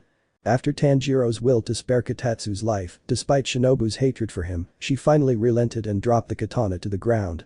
Shinobu. Alright, I think you have the right to ask for someone like that because of everything you've done since becoming a hunter. Tanjiro. Thank you for accepting. Shinobu. The only condition is that when you meet again, you make him regret ever being born. Tanjiro. Yes, I will. After that, Shinobu let Kotetsu escape, who finally crossed the portal and disappeared from the place, leaving everything silent once more. For now, the world has been saved from destruction, but is that really true? What did Yoriichi mean when he referred to the Emperor of Evil? End of chapter 17. Chapter 18. There is still a chance. Kotetsu had escaped, he had used the portal so that his life would not end in that place, and Tanjiro allowed and helped him to escape despite what he did. Shinobu glared angrily at where the portal had been. Obviously, she put Tanjiro first before that damn demon, and that's why she helped him too.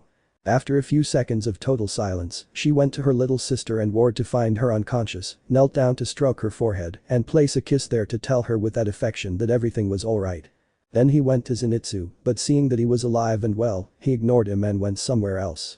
He went towards his dominant alpha male, and when they saw each other, they wanted to kiss intensely, but the current situation prevented them from doing so they just looked at each other, and then Tanjiro closed his eyes.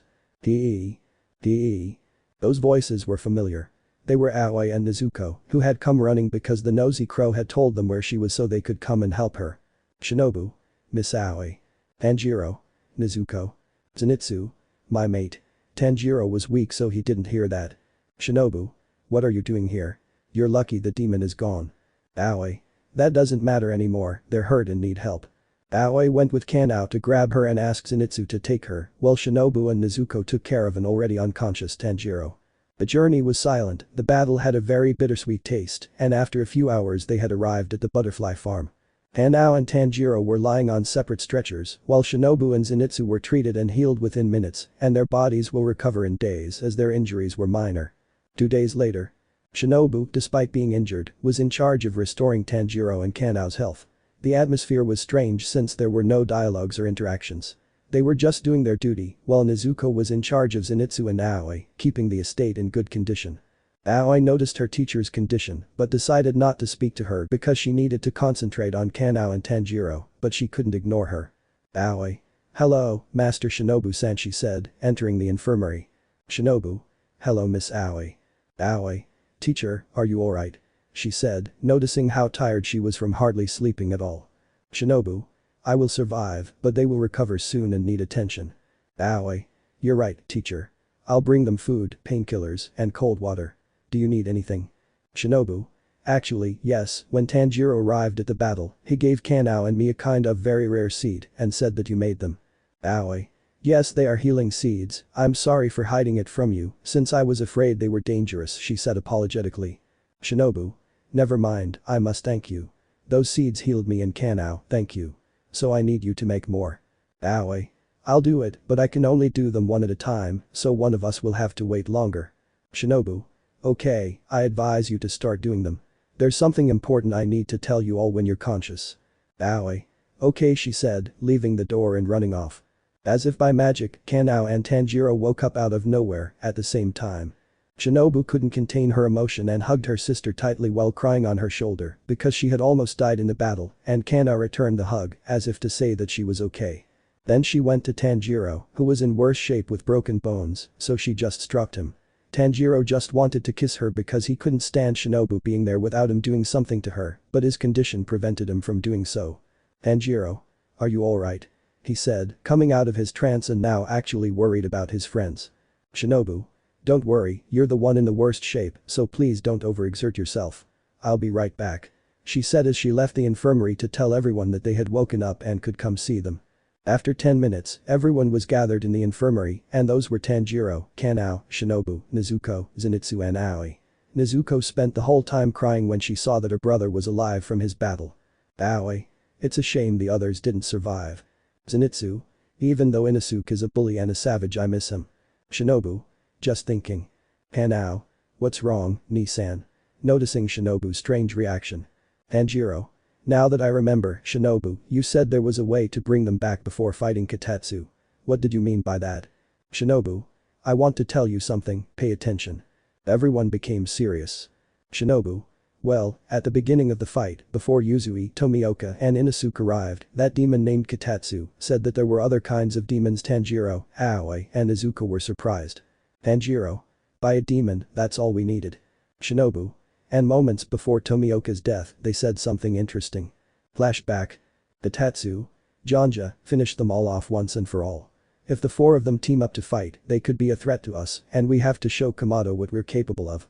I want the corpse of his mate, Shinobu, to be the first thing he sees. Janja. But what about Kamado's blood and disguise? Katatsu. Don't worry, I have an idea. If we can locate those strange demons I mentioned earlier, we can fulfill our dream and finally obtain eternal life, since it was that magic I used with Kamado's blood to revive this filthy pillar. End of flashback. Shinobu. I'm not sure, and what I'm about to say is just hypothetical, but if we manage to locate those demons, maybe, I don't know, we could bring all the pillars and even the master back. Everyone was silent, trying to accept what Shinobu had said, the possibility of bringing everyone back. Tanjiro. Shinobu, that will be impossible. Shinobu. But why? Tanjiro. Well, nobody knows where those supposed demons are, we don't even know if they exist at all. Shinobu. You're right, sorry for giving them false hope. I know where those demons are. Everyone was surprised to hear that voice and tried to see who it was, but they didn't see anyone. Nezuko. Who said that? Tanjiro. Is that you, Yoriichi? He said, remembering whose voice it was. Yoriichi. That's right, and I'll help you find them. Shinobu. How on earth is he talking to us? You're not supposed to be in this world. Yoriichi. Tanjiro's female counterpart, don't worry about that, now let's see. In minutes Yoriichi explained to them that to find the demons they had to perform a dance like the Dance of Fire, followed by an invocation ritual. Yoriichi. They'll also need demon blood, I hope it doesn't cause them any problems. Hanao. Now that I think about it, the bald guy didn't vanish when he died. Shinobu.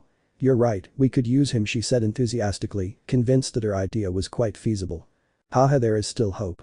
And so everyone became somewhat happy and relieved that reviving everyone wasn't a utopia as they had thought. To be continued. End of chapter 18.